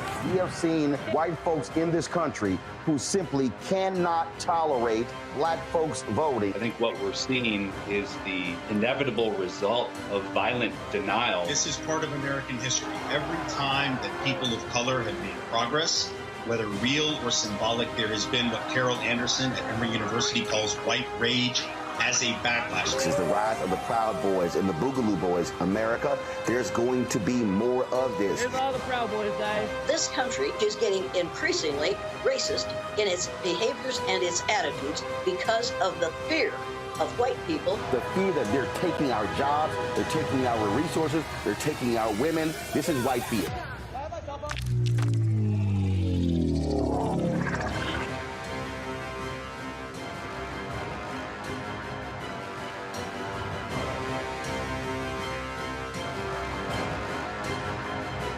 On the next A Balanced Life with me, Dr. Jackie, we're going to be talking about common sense. We think that people have it, know how to use it, but it is something that people often have to learn. The truth is, most of us are not born with it, and we need to teach common sense, embrace it, and give it to those who need it most, our kids. So I always tell teachers to listen out to what conversations the students are having about what they're getting from social media, and then let's get ahead of it and have the appropriate conversations with them. On the next A Balanced Life with me, Dr. Jackie, here at Black Star Network.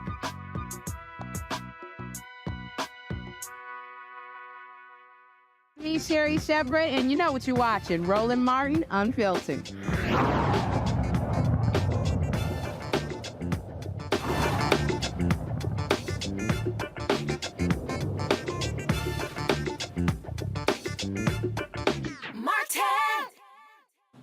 A whole bunch of people were not happy Saturday after Deion Sanders, in his debut as head coach of Colorado Buffaloes, they upset 17th-ranked Texas Christian University in Fort Worth. His son threw for more than 500 yards, 4 players with 100 yards receiving. They were a 20-point underdog. And again, the haters were hating like crazy. They was talking about how awful the team was, the number of new players that Deion brought in. Folks said, how dare Deion make comments such as, I don't care about culture. I mean, they were just sitting here, again, just lighting him up left and right.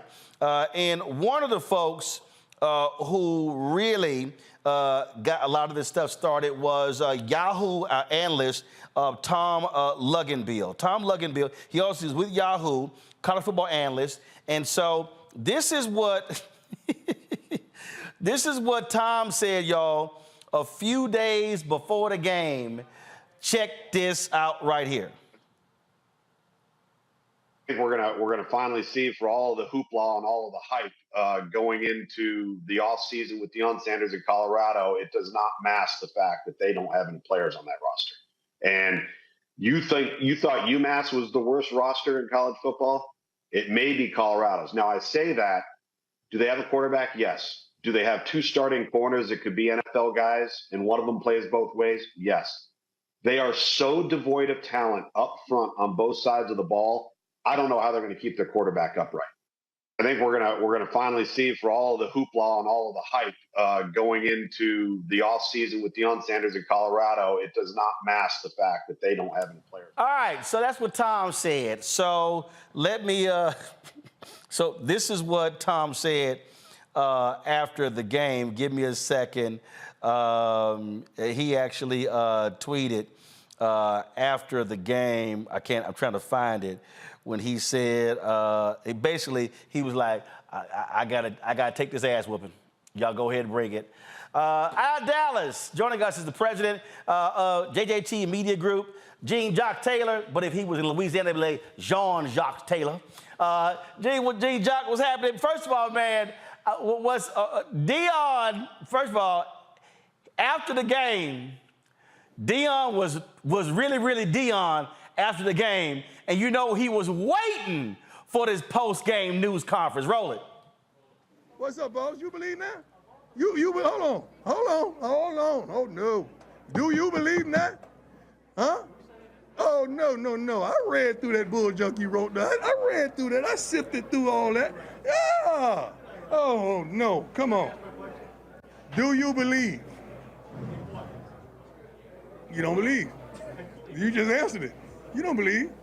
Next question. You don't believe. You don't believe. I tell him to turn on the film. We're gonna continuously be questioned because we do things that have never been done. That's the way our life has presented themselves. We do things that have never been done, and that makes people uncomfortable. When you see a confident black man sitting up here talking his talk, walking his walk, coaching 75% African Americans in the locker room, that's kind of threatening. Oh, they don't like that. But guess what? We're going to consistently do what we do because I'm here and ain't going nowhere. And I'm about to get comfortable in a minute. Because guess what? These young men in there right now, they believe. Not all of them believed before, but right now, they came up one by one, twos by twos. Coach, we believe. Now they believe. Now Boulder believes. People in the front office, people in the building, the fans, the students. Now everybody want to believe. I'm good with that. We got room. I'm not vindictive like that. I just like them to know that I know that you really ain't with me. You really ain't with us. You really don't believe. You really don't want to see me win. You don't want to see me in victory or at peace and have joy. I know you don't want to see that, but I love you. It ain't nothing different. Why would I expect something different? It was like that when I played, right? So I'm playing another game. I'm just off the field. I'm not on the field now, but I can affect what's on the field, and I'm thankful for that. I really am. Well, they went 1-11 last year after 1 week. They are now number 22 in the Associated Press poll. And then this is the USA Today coaches poll, number 25. Gene Jocks, it's some sports writers like, damn it, that damn Deion. Well, I think it's what he said, which is he's the same dude as a coach that he was as a player. He's unapologetically himself. And that's what's hard for people to deal with. Deion doesn't dance at anybody's beat but his own. He's a creative mind. He doesn't care about tradition. He knows a way to win. And he puts it in motion. And he doesn't care whether you think it's good or bad, because ultimately, everything he's ever touched, he's won. But here's the thing that's crazy. And you followed him when he was at Jackson State. You have a book coming out September 10th. If y'all have the book cover, please show it. You know the book cover? Okay, I'll go ahead and pull it up. And here's what people don't realize. He got some dogs coaching. They act like he's got some major coaches on his roster who know football. I think that's a great point, man. I think what people don't understand is that Deion is somebody who attracts greatness, whether we're talking about players or whether we're talking about coaches, because he's such a charismatic individual. And here's the other thing. He's a very demanding coach. And so he will not just bring you on. He pulls the best out of you. Now, that's a little different than pushing you. He pulls the best out of his players. He pulls the best out of his coaches. But a great example is this. Dennis Thurman was a defensive coordinator in the National Football League for the Jets and the Bills. He's now a quality control coach working on, goal line and short yardages and red zone. That's what he does. He's got Vincent Dancy, head coach of Mississippi Valley State last year in the SWAC. He's also a quality control coach, helping with the defense. He's got former Alabama defensive coordinator Charles Kelly as his defensive coordinator. Sean Lewis is the offensive coordinator. Kent State is a MAC school, but they had one of the most explosive offenses in the country. And he was the head coach. Got a terrific staff. He was the head coach at Kent State.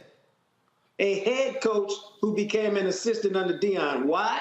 He wanted to figure out what makes this dude so special. Why does he win everywhere he goes? And a lot of cats are like that, man. They want to just touch the hem of the garment, as Sam Cooke used to say, just to get a feel for what makes Deion special. But the thing that first of all, he comes in, he turns over the roster. They were all mad when he said, look, some of y'all, he said, look, I'm bringing my luggage. I'm bringing Louis. And there were people who also said, man, how you going to make your son the starting quarterback? And again, you heard all the stuff last year. Yeah, these guys are good, but it's Jackson State. And as Shador was like, that Luggin Bill comment is interesting. Did they sack Shador one time on Saturday? No, they got him 4 times, but the bigger picture is he wasn't under constant pressure. Right. And they had a quick passing game where he got the ball out. And the thing about Shador, one of the things that makes him special is that he plays the game at his pace. He's very calm. He's very poised. He never panics. He's never in a hurry. It's always at his pace. And as long as he continues to do that, he's going to have success. Because remember, he was a top-rated quarterback in the country. He was a legitimate 4-star quarterback. He had a lot of opportunities to go elsewhere and play. His whole thing, though, was, I want to play as a freshman. And so that's why he was going to Florida Atlantic, because he wanted to play as a freshman, had no interest in sitting. And so he ended up at Jackson State, and he did, realistically, he and Travis Hunter did what elite athletes should do at SWAC schools. They should dominate. Well, but another thing, before I go to my panel here, the thing for me is, and this is just real simple, Deion's deal is, I'm going to do what I do. And here's the reality, that when you're that type of player, and then now you become that coach, other folk want to be around you, not just coaches, but also players, and they bring a level of energy that's needed to a moribund program. Remember, the AD said when they signed Deion, they did not have the money to pay Deion Sanders. They didn't have the money. He got it now. The alumni, first of all, got it now. The alumni gave $28 million, salary covered. But the thing is, what he has done, season tickets, suites. I've even been told that business leaders in the state of Colorado are seeing a positive impact on him as the head coach. We ain't even talking football. We're not talking about business in the state of Colorado. Dude, it's what he did in Jackson, where economic development improved by 30 or 40 million in the 2 years he was there each year. That's what he does. It's, it's because he's so charismatic. And here's the other thing, man. Deion, you can touch Deion. And what I mean is, he not only coaches the football team, he gets out in whatever community he's in. Even in Dallas, he lives about 60 miles outside of Dallas in a small town. But he gets out in the town. He gets out in Boulder. He's at restaurants. He's going to field hockey games. He's going to volleyball games. He's getting out in the community so that you can feel and touch him. And the other thing he does, which is really smart, is the more you're available, the more people see you. Guess what they do, Roland? They allow you to be you out in public because they see you all the time. So it's not, whoosh, let's run and get an autograph, let's run and get a picture. It's, oh, that's Coach Prime again. And so he's kind of mastered that, but he makes himself part of every community he goes to. And I think that's one of the reasons people gravitate toward him so much. He's also smart with what he's done, how he also shows up to other sports at a school, shows them love as well. You and I know a whole bunch of college football coaches who don't give a damn about nobody but the football program. No, it's absolutely true. And it's all done with a purpose. He wants everybody to win because guess what? When the women's basketball team wins, that's good for Colorado. When the football team wins, it's good for Colorado. When the basketball team wins, it's good for Colorado. Everybody who's winning is good because when you have a winning culture throughout your university, it's just good for everything. It's good for enrollment. It's good for students. It's good for professors. It's good for coaches. Atmosphere is great when everybody's winning. Mustafa, you up first. Yeah, so first of all, Deion is the truth. We've always known that. When will we know? You know, there's some tough games on the schedule. How far do we have to go into the schedule before we give that validation that, yes, this is one of the top teams in the country? Oh, it'll come up real soon. They play Oregon in week 4. They play USC in week 5. I don't think that they're, now, I could be eating my words in a few weeks. I don't think they're ready to beat Oregon, although maybe they will. I don't think they're ready to beat USC just yet. But what they are ready to do is compete. And if you play something less than your A game, you might get beat. And so, to me, he's still building a roster, man. This is not a team that's ready to compete for a national championship yet. This is a team that most people thought would win 2 or 3 or 4 games. Deion had much higher expectations. His coaches had much higher expectations. And as he pointed out, the deal is the players believe. And anybody who's ever played sports or anybody who's ever had any success understands that confidence and belief in yourself is half the battle. Once you believe that you are good enough to stay on the field with some elite teams, then you play at a higher level. Randy? I can't lie. I was one of those people who was quite upset when Deion left Jackson State, you know, being a HBCU graduate, and I just was amazed. I just wanted him to do all the great things that he did do and that he's doing right now. That I would love to see HBCU getting that funding, but I'm seeing what the brother is doing and how he is helping Black people as a whole. So I wondered if you could speak on that a little bit, how his accomplishments is really helping our community. I think if you one of the things he did, one of the reasons he brought Vincent Dancy with him from Mississippi Valley State, again, another head coach who's now an assistant on his staff, is because he viewed him as a guy who was a grinder, a worker, a guy who wanted to be the best he could be. And in Mississippi Valley State, he was going to get trapped there because he's going to be a really good coach with a bad record because they don't have enough funding, they don't have enough money to pump into the program to really make it be a consistent winner. And so he said, before he gets trapped there, let me pull him with me. Let me take him to Colorado. Let us have success here. And when you have success here, people are going to come get the man next to the man at some point, whether it's as a defensive coordinator, as a defensive line coach, whatever. But you're going to have opportunities because you're here with me.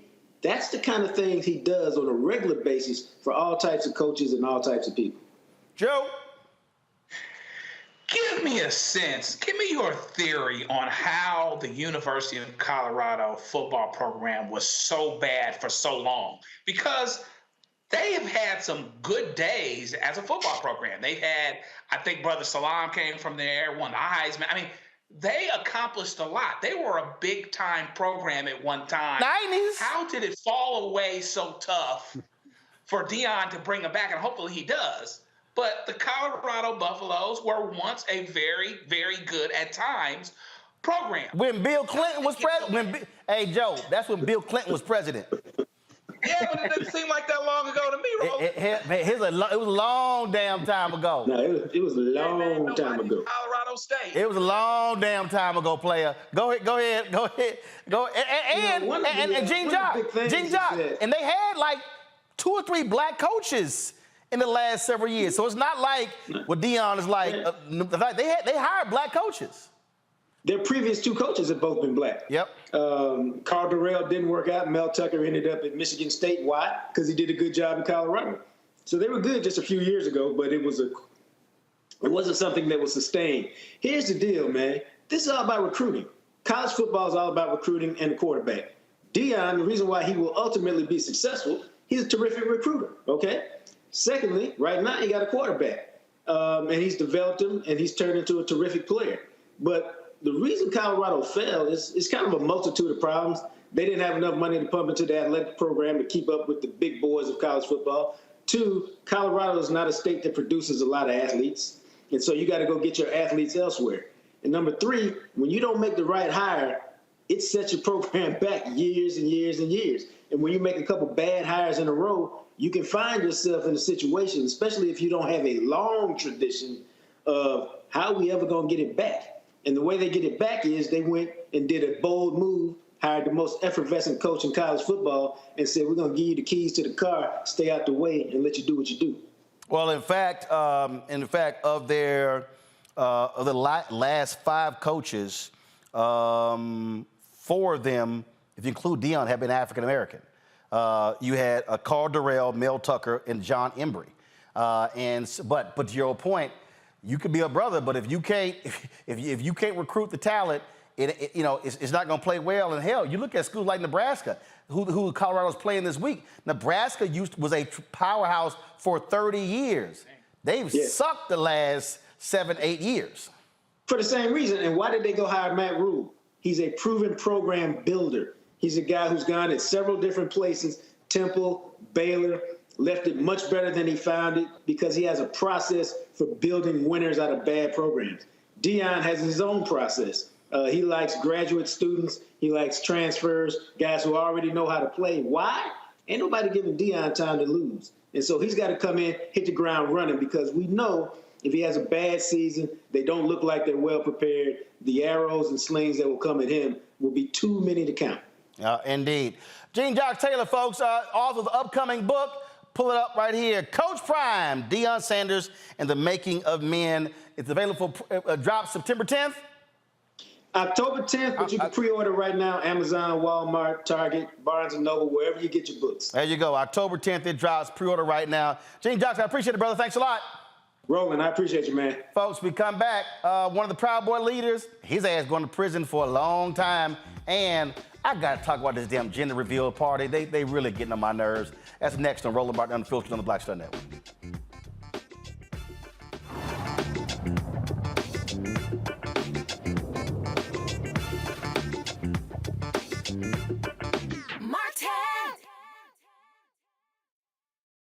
We talk about blackness and what happens in black culture, we're about covering these things that matter to us, speaking to our issues and concerns. This is a genuine people-powered movement. There's a lot of stuff that we're not getting. You get it, and you spread the word. We wish to plead our own cause. Too long have others spoken for us. We cannot tell our own story if we can't pay for it. This is about covering us. Invest in black-owned media. Your dollars matter.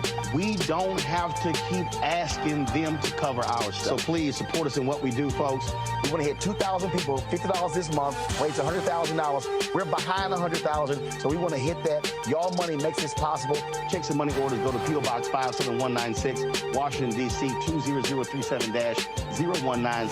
The Cash App is $RM Unfiltered. PayPal is R Martin Unfiltered. Venmo is RM Unfiltered. Zelle is Roland@RolandSMartin.com. Next on the Black Table with me, Greg Carr. Brown versus the Board of Education. The history books call it the court decision that ended racial segregation in American schools. But a brand new book, Jim Crow's Pink Slip, uncovers a devastating unintended consequence of that 1954 Supreme Court decision. We may, if we were lucky, have been the very last generation of Black students to have experienced these generations of Black teachers who have never been replaced. Dr. Leslie Fenwick joins us to talk about her book and the actions following that landmark decision that dealt a virtual death blow to Black educators. That's next on the Black Table, right here on the Black Star Network. Hello, I'm Paula J. Parker. Truly proud of the Proud Family, Louder and Prouder on Disney+. And you're watching Roland Martin, Unfiltered.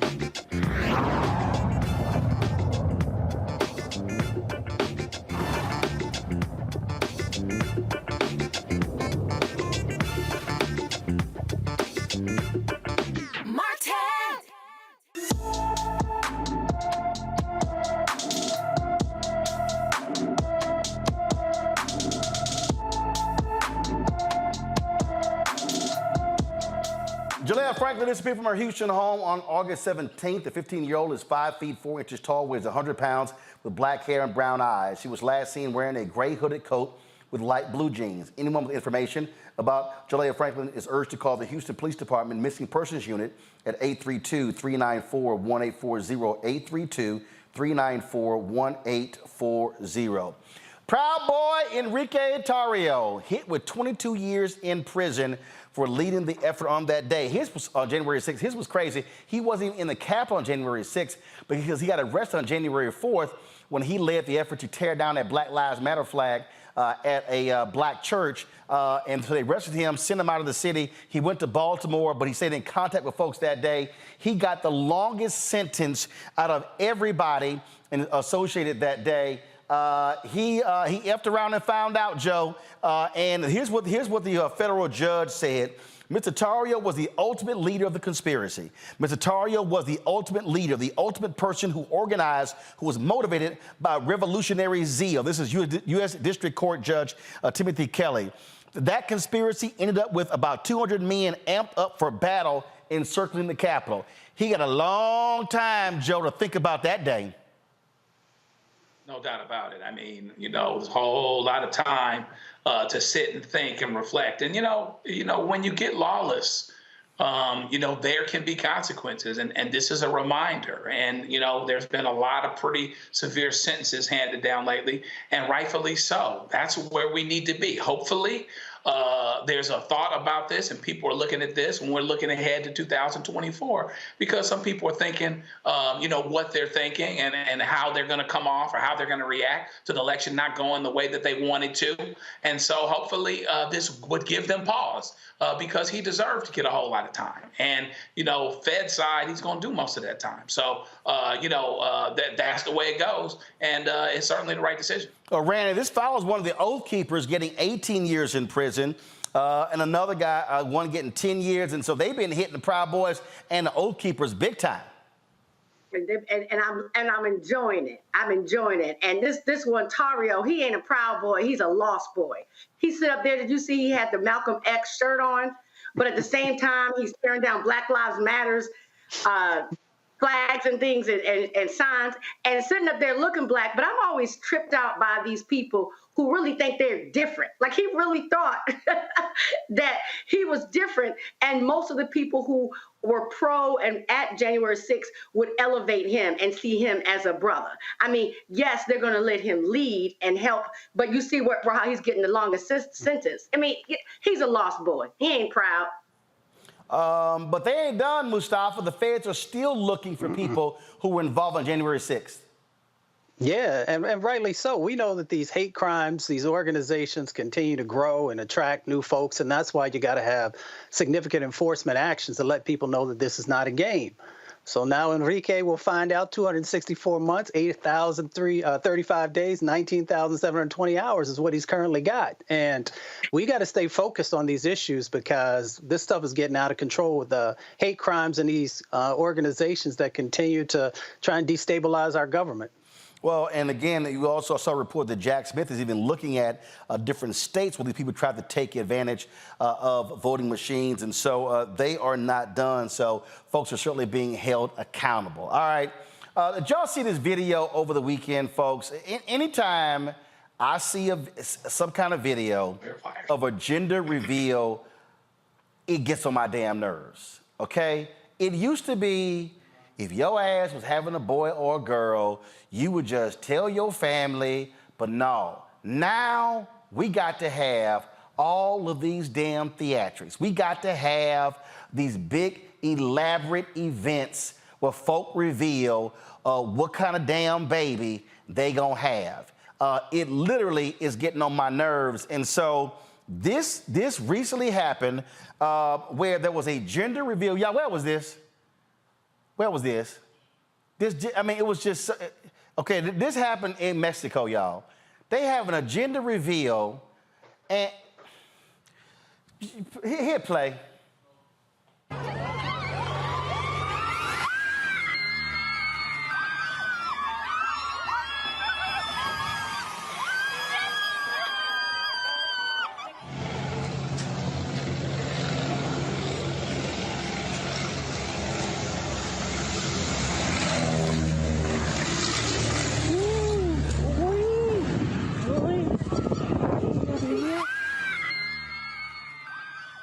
Now, all them people out there yelling and hollering and screaming, they firing off fireworks and everything. The pilot dead. Yes, the plane crashed. The pilot dies in the crash. This is not the first time a gender reveal has gone off the rails. Y'all remember 2 or 3 years ago when they had the massive damn fires in California? Do you know what happened?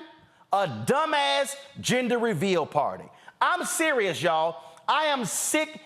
Listen, if anybody invites me to a gender reveal party, I'm going to just say up front, y'all can kiss my ass. I'm sick and tired. We've had people injured. We've had people injured from fireworks, hands blown off, folk having to go to the damn hospital because gender reveals get out of hand. Just tell everybody you're always having a boy or a girl. But I've seen some of the dumbest shit, all kind of ridiculous ways, and it's just dumb. Okay, you having a baby, fine, we got it. But I'm like, literally, we have gone so overboard where people today are doing too much of this bullshit for Instagram and social media when it's utterly ridiculous. Stop it. I'm sick of them. I really am. It's getting on my damn nerves. Randy, where do you come down on this? Well, it does seem a little bit outrageous to me. I do think it's fueled by social media. Everybody's trying to top everyone else. But I got to say, if I were probably if one of my sons told me that I was going to be a grandmother, then I'd probably get into it at that moment. So everybody else, it seems ridiculous. But if it were me, all of a sudden, I think I'd get into it and think it was exciting. I don't know. I didn't even shit. Just tell it. Look, what the hell happened to blue teddy bear, pink teddy bear? Why do we have to have the explosions and all this other stuff just to tell everybody y'all asses having a boy or girl. Mustafa, go ahead. Well, you know me, I'd love to see people actually focus their energy on making sure that whatever the child is, a boy or a girl, is actually going to be able to, you know, be raised in a communal way where everybody is looking out for them. So I hope we use as much energy on that as we do these extravagant sort of reveal parties. All right, here's a perfect example. All right, let me see. I thought I had it up. Here are 9 examples, y'all, of stuck on stupid. Yes, I said it. Stuck on stupid. Gender reveal parties. That's just so. Let's see here. Here's one. Couple paints a waterfall blue in Brazil to make a gender reveal. Environmental department is investigating the case. Y'all asses had to put some blue damn paint in the waterfall to let everybody know y'all asses are having a boy. See, this is the stupid shit I'm talking about, y'all, right here. Okay, it's just stupid. Okay, let's see. How about a recent wildfire in Alberta, Canada, was caused by an exploding target during a gender reveal party. You need written permission from a forest officer before detonating any exploding targets. Look at this here. Explosion in New Hampshire. 80 pounds of explosives were detonated. 80 pounds were detonated at a gender reveal party in Kingston, New Hampshire. No one was injured, but the explosion caused the foundation of neighboring homes to shake and form cracks in the wall. Just because your ass want to tell everybody you having a kid, Mustafa. Yeah, I mean, that part's ridiculous. You're putting a lot of people's lives in danger. You know, we live in a society now where everybody got to have everything on Twitter or Instagram or TikTok, and everybody has to outdo each other. So I think there's a danger in continuing to escalate that. But again, it is really about making sure that we are showing the same love and energy and raising the kids once they get here. Oh, Joe, we ain't done, Joe. When a father-to-be and his brother were building an explosive device to be used at the gender reveal party for his new baby, it malfunctioned. This was in New York. The father was killed. His brother sustained serious injuries. So now, baby ain't got no grandfather because y'all asses were building a bomb to explode to tell everybody y'all... You know, when I went to school, junior high school, I went to junior high school at West LA, Paul Revere.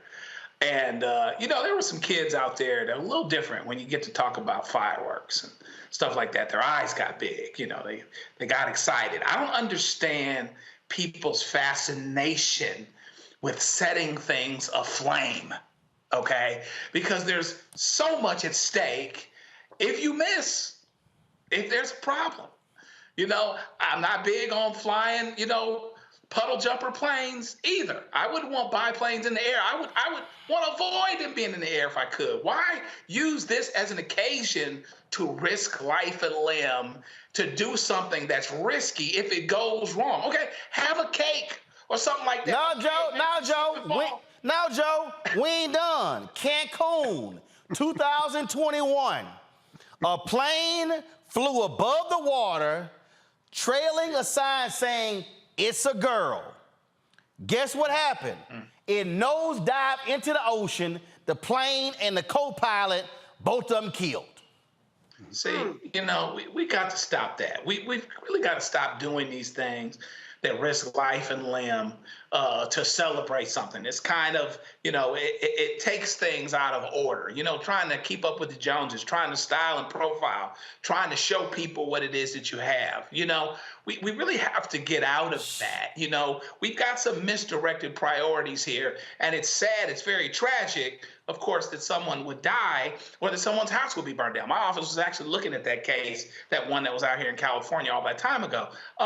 It's just a big, big problem. And anytime you do something risky to celebrate the the bringing along of human life, which is a new thing and which has its risk, but is a risk worth taking, that's a risk worth taking. Flying a plane right over the ocean to let folk know about it is not a risk worth taking. Mustafa, look, you concerned about the environment? Check this out. This is 2020. El Dorado, California. 22,000 of acres in California were burned. Firefighter was killed when a pyrotechnic device being used for the gender reveal led to this explosion. The couple, they asked us having a gender reveal party. They face one charge each of involuntary manslaughter.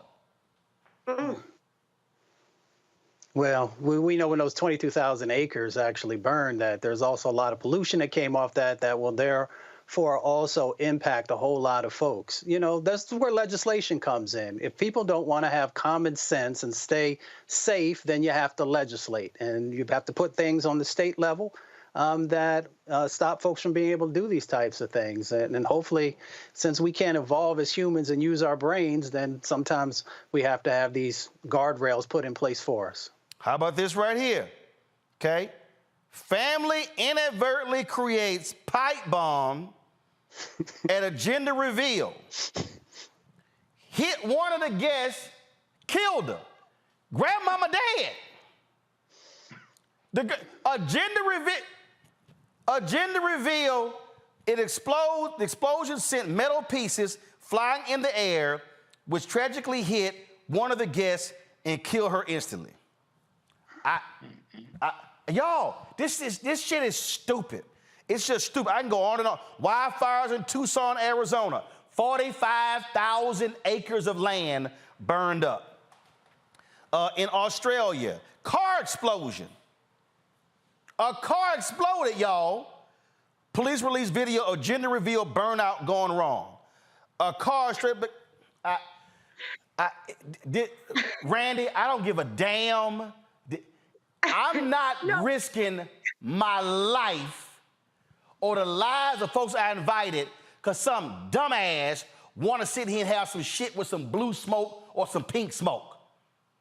Yeah, no. When I was talking about a gender reveal, I was talking about maybe we cut a cake and it would be a certain color. All of this mess is outrageous and really shows that people should need to take a test before they're even allowed to become parents, because this is ridiculous. And it shows people's need for attention. That's all it is. Yes. That's all it is. That's all it is. It's just getting on my nerves, y'all. It's stupid to me. And so I'm telling y'all right now, don't invite me no gender reveal party. I'm just letting y'all know right now. Because, see, I'm going to tell you right now, if you start pulling some shit out and you start trying to blow some shit up, I'm going to cuss everybody out. Before you light the match, then I'm walking the hell out because I ain't going to, and then I'm going to be the one to say, hey, Mr. Martin, what happened? I'm going to be the eyewitness with a dumbass is in there with blowing some shit up without just simply telling us blue, pink, boy, girl. It's just stupid. Let me go to a final break. Then we come back. Final words about our anniversary show. I'm going to play this video of my girl, India Ari. I love this video she put out. I thought the words were perfect to what we do right here. So I want to close the show with that next. Roland Martin Unfiltered on the Black Star Network.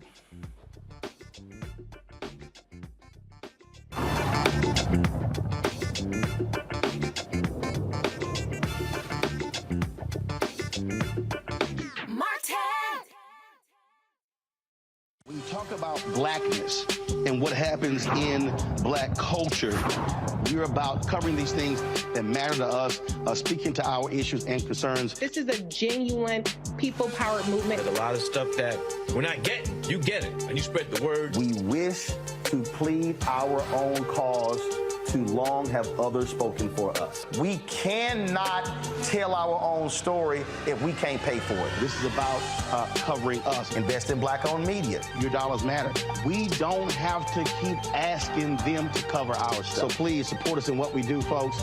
We want to hit 2,000 people, $50 this month, raise $100,000. We're behind $100,000, so we want to hit that. Y'all money makes this possible. Check some money orders. Go to P.O. Box 57196, Washington, D.C. 20037- 0196. The Cash App is $RM Unfiltered. PayPal is RMartin Unfiltered. Venmo is RM Unfiltered. Zelle is roland@rolandsmartin.com. On a next, A Balanced Life with me, Dr. Jackie, we're going to be talking about common sense. We think that people have it, know how to use it, but it is something that people often have to learn. The truth is, most of us are not born with it, and we need to teach common sense, embrace it, and give it to those who need it most, our kids. So I always tell teachers to listen out to what conversations the students are having about what they're getting from social media, and then let's get ahead of it and have the appropriate conversations with them. On a next, A Balanced Life with me, Dr. Jackie, here at Black Star Network.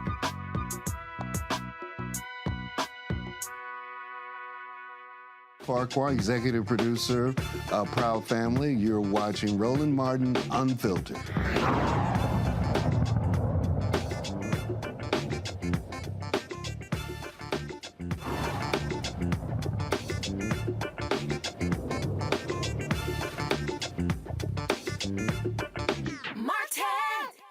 Brett Kavanaugh. Kristen Clark of the Lawyers Committee for Civil Rights Under Law, who was in the hearing room, will join us live. A black woman who was mistakenly voted in Texas and headed to prison. Yes, prison. She and her attorney are going to join us live as well. He has picked up the mantle of Dr. King's Poor People's Campaign. The Reverend Dr. William Barber will join us live to discuss that and why it's time to end voter apathy. It was open to Roland Martin Unfiltered 5 years ago. Man, a whole lot has changed in those 5 years. We've covered so many different stories all across this country. In fact, we've covered around the world, of course. Been to Ghana, we've been to Liberia, been to so many different places. And really understand, folks, what really happened here. Remember, TV One canceled my show News One Now in December 2017. A lot of people were really upset. They were angry. People really loved the show. But here's what's interesting. I was never angry or upset. Literally, as Alfred Liggins was telling me that they were canceling the show, I didn't flinch. I didn't move. I didn't feel like it was a punch in the gut. I literally was thinking, like, as he was talking, like I can see it right now. I'm sitting on his couch. He's sitting right here. And as he's telling me the show is canceled, I'm already planning on this, what we're doing right here. And that's literally where I was. And there were people who were fighting to keep the show alive, but I knew they were not going to bring it back. But I also knew where we were going. And so technology was changing. We were going into a whole different world with streaming. And there were people who told me I was crazy to launch a streaming show. In fact, I remember our executive producer, Jay Feldman. Jay worked with Jay for years at TV One. Jay said, "Roland, you got to do a podcast." I said, "No." And the reason I wasn't interested in a podcast, because I launched the first black news source podcast when I ran the Chicago Defender in 2005. Then I came back in 2006 and launched a video podcast. So literally, I had done that already, and I really wasn't interested in doing it again. And so I knew where we were going, and Tom Joyner was retiring in December 2019. I knew we needed to have a news show, a dedicated news show focused on news and issues that impacts African Americans for the 2020 election. And so that's why I launched it. And in fact, it was interesting that, because when I was at Susan Taylor's National Cares Mentoring Gala, I think it was February 2018, Justice Smollett said, "Man, please tell me that you're working on something." I was like, matter of fact, I am. And then we did this special called The State of Our Union. And some of you may remember that. And that was interesting because we did it at Antioch here in Washington, D.C. And while we were preparing, I was in the makeup chair. And I was in the makeup chair, and all of a sudden my phone rings. And it said no caller ID. And it actually, so I answered the phone, and on the other end was Tyler Perry. And Tyler Perry said, "Man, I'm sitting here watching your YouTube videos. Man, you're our only voice out here." He said, "Please tell me that you were planning something, that you're doing something." I was like, "Well, as a matter of fact, Tyler, I am." And I then began to tell Tyler about what we were planning and what we were working on. And he encouraged me. He said, "I love the fact it's going to be independent." And what's interesting, a lot of people who told me I was crazy to launch this, a year later, they realized when CBS begin to expand their digital operations. ABC, when Fox launched Fox Nation, when NBC launched, I then said, was I still crazy? But I also understood that we, as African Americans, we needed something that told our story. Because with the cancellation of TV One's News One Now, there literally was no daily news and information show on a Black-owned platform anywhere in this country. Not TV One, BET is Black targeted. There was nothing there. There was nothing on Revolt. There was nothing on Aspire. There was nothing on Bounce. There was nothing on The Griot. There was nothing on Essence. There was nothing on Black Enterprise. There was nothing on Blavity. And other than a couple of shows on Byron Allen's The Griot, that's it. But the reality is we have now 5 hours of original content per day. And so it's important for people to understand that when you look at that mural that's in that office there, from the nation's first Black newspaper, Freedom's Journal, where it says, we wish to plead our own cause, too long have others spoken for us. That's why we do what we do. And so when we're talking about the environmental issues, the reality is what Mustafa does every single day, folks, literally, he has to go to mainstream platforms to have a conversation about the environment. You do not have a lot of Black-owned places where they are consistently discussing the environment. Randy is talking about DEI, exact same thing. Joe, civil rights attorney. The reality is, unless a case rises to become major, that's when mainstream media pays attention.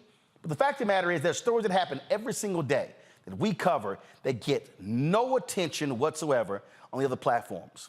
But the other thing is this here, the importance of hearing other Black voices. Because see, if you don't have a platform, you can't showcase other voices. So when you turn on right now, MSNBC, CNN, Fox News, other networks, you're gonna see a whole bunch of Black people who came through platforms that I control. They came through TV One's Washington Watch, they came through News One Now, and even now, there are folks, when you turn on television, people who came through this show, who you're now seeing appearing other places as well. So I hope people now understand why Black-owned media matter. Black-owned media matters. And I also hope, Mustafa, people understand why we have to have our own platforms, because if we're not telling our story, then we're simply leaving it up to somebody else to frankly control our narrative. False one or will not be beneficial to our communities. Roland, just let me say, Roland knows I text him all the time. And no matter where I am in the world, it's amazing how so many folks will come up and say how much they appreciate this show and also appreciate the Black Star Network.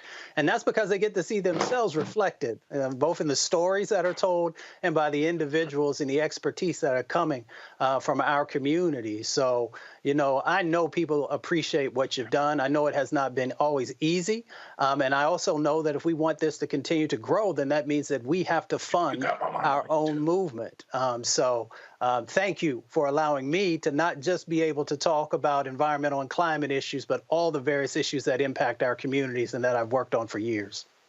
Did not say is he's gotten a hookup about being on the show as well. Folks allow him to skip lines. I crack up when he's like, yeah, man, there was a long line at Home Depot, but the sister was like, ain't you the brother on Roland's show?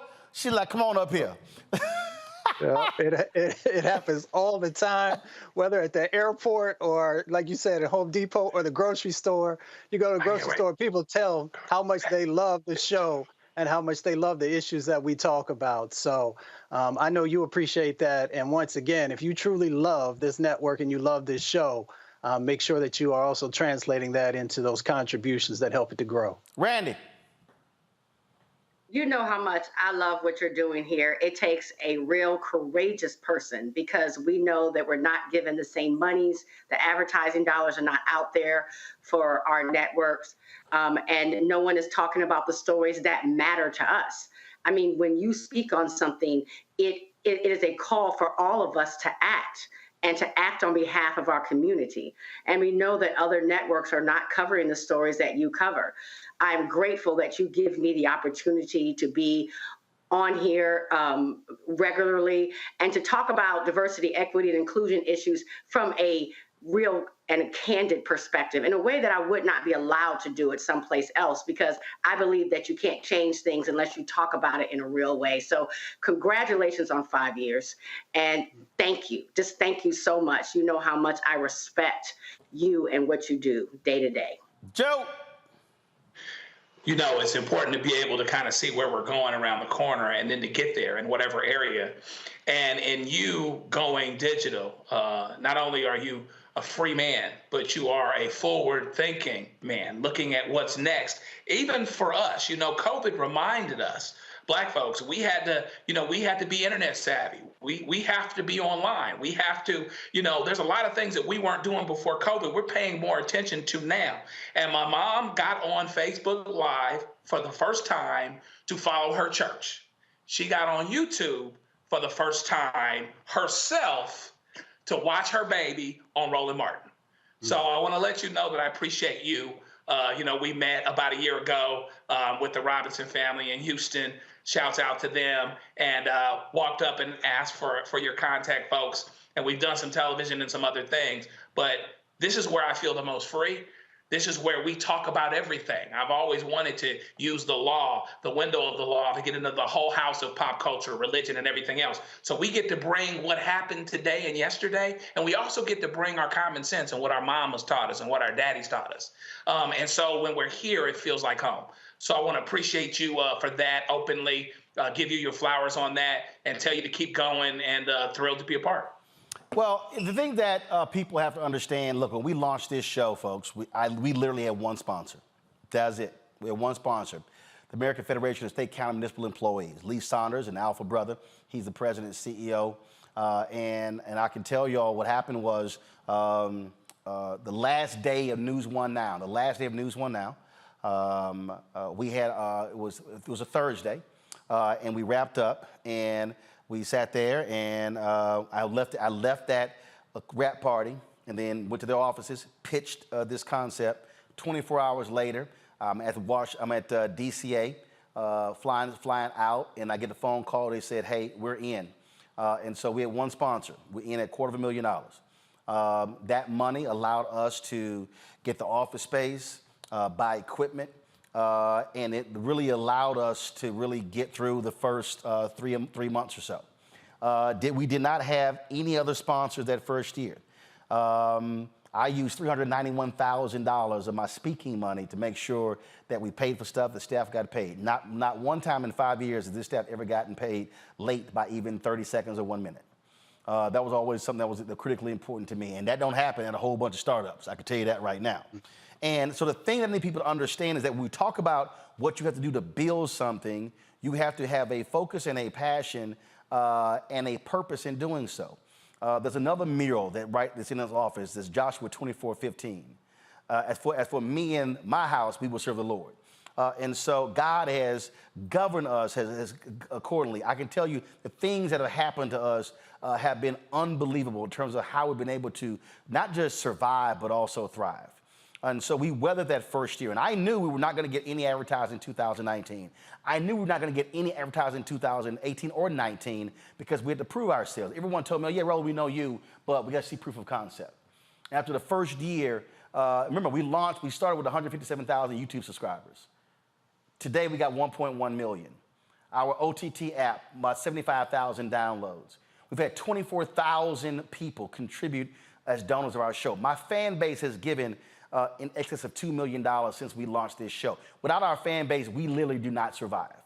The first check came from a 92-year-old black woman in Long Island, New York, who said that I watch you on TV One, my daughter follows you on Facebook, she loves golf, and your voice is needed. And so she was the first donor that we had. And we've had many people. They've sent $1 and $5 and $10, $20. I can tell y'all, I've traveled around this country. People have literally walked up to me and put money in my hand, put checks in my hand, put cash in my hand because they said, "Hey, I want to make sure that I contribute to the Bring the Funk fan club." And so the audience understands the purpose as well. So this is not just what my vision was, but it also was understanding what we needed to build. And you've heard me talk about this beforehand, and the reality is the concept of building something that's for the purpose of our community really is biblical. It comes from Nehemiah chapter 4, where Nehemiah had a vision, and Nehemiah then said, he then surveyed the wall and then went to the people and said, gave them the vision. The people said, let us rebuild. And so it was Nehemiah's vision leading them, but the people also are part of this. And so our fan base has been a part of this. The folks who I've never met, the people who are contributing, the people who are online, people have been giving during this show as well. And then you have the haters out there, and it's also great because if you read Nehemiah 4 and 5 and 6, Nehemiah talks about the haters. Literally, people said, oh, they can't rebuild that wall. There were people who said they can't do this show. There were people who I know personally who said, oh, there's no way they can be successful. And I said, yeah, we're going to keep building. So we totally ignored the haters. We didn't care what the haters had to say. Now, what's interesting is that if you keep reading Nehemiah, as they were showing success, the haters said, oh, now we now have to attack them because they now are succeeding. And there have been folks who tried to attack me, and all I said was, bring it, because if you read Nehemiah, it says, keep building with one hand, keep your other hand on your weapon. So the reality is we never lost sight of what we were doing here. And so we stayed focused on the vision and it's focused on what we were building and how we were trying to build this. And so we remained steadfast. I won't do gossip. I want to allow reality people on my show. I don't give a shit about what reality person calls somebody this name or that name, who it is, because you know what? If you want that stuff, go watch somebody else's show. If you want that reality mess, go somewhere else. If you want to hear sports talked all day, you have to go somewhere else. I understand and know that black people, we need to have an information source that puts news information first and foremost. Otherwise, we are not going to be able to survive. We are dealing with stuff every single day.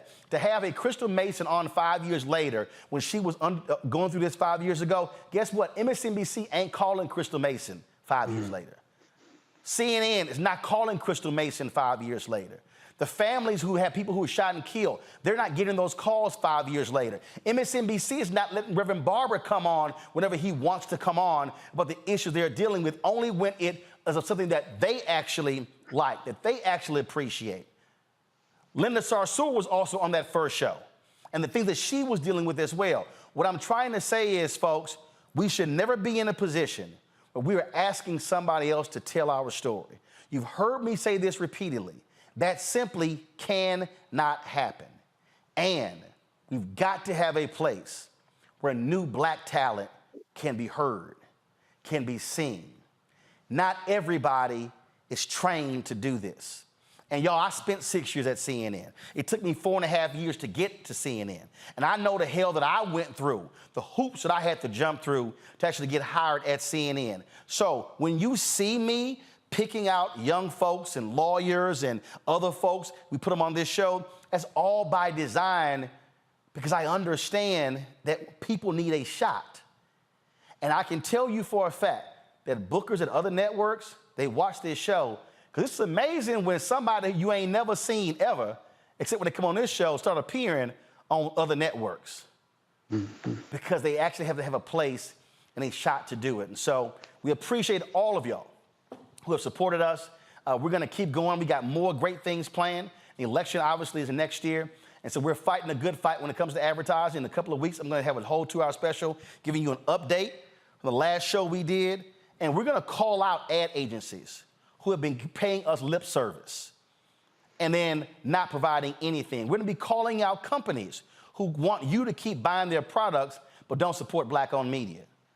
Because, see, Joe said it. He said, I'm over here, I'm free. And understand, I own this 100%.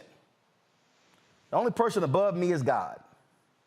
And so I don't ask anybody permission to do what we do. I'm not scared to say what I need to say out of fear that, oh, somebody may fire me. I can't be fired. Only God can fire me. And when you have that level of freedom and that flexibility, then you can truly speak for your people and be unwilling to stand down and say what's necessary. And so if you want to support us in what we do, first and foremost, we want you to contribute to our Bring the Funk fan club. Folks, this matters because, trust me, I cannot tell you enough how important your $50 contribution. Some have given less. Some people have given upwards of $5,000, $6,000. We had one business out of California that dedicated their receipts that day to our show. I think they sent us a $1,600 check. And so when you understand, and I'm transparent, I show you what your money is being spent on. And so you're seeing it every single day. So check and money order, go to P.O. Box 57196, Washington, D.C., 20037-0196. Cash App is $RM Unfiltered. PayPal, R Martin Unfiltered. Venmo is RM Unfiltered. Zelle is Roland@RolandSMartin.com, Roland@RolandMartinUnfiltered.com. And see, understand, folks, we ain't got billionaires and millionaires supporting this show. We don't have celebrities sending us checks. I appreciate En Vogue because you know what? They gifted me that intro song. They did. TV One didn't want that intro song we launched News One Now. They said it was dated. I'm like, nah, I like it. And so they gifted me that particular song, and they've actually contributed to our show. And I appreciate that. And so we've had people, folks, who are celebrities, who are non-celebrities, but most of the people who support this show are regular, ordinary folk who say, hey, that's all I got. Like that black woman in Atlanta airport. She said, all I got is this dollar. She said, but I want you to have it because we need folks like you.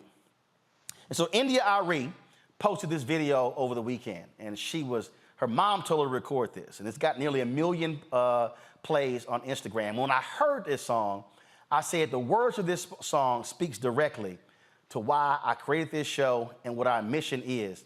So I want to close out our anniversary show by playing this song. And so I know she's watching too. I sent her a text. She said she's watching. And so to all of you, I appreciate y'all watching. I appreciate your support. We have built something that others said could not work. Literally, the people at YouTube in their news area told us black people do not watch news. They turned us down for funding because they said black folks do not watch news. And I said, watch me work. And today, that's why we have that plaque down there, because we surpassed 1 million subscribers on YouTube. They say, oh, black men, they don't watch. 65% of the people who watch us on YouTube are black men.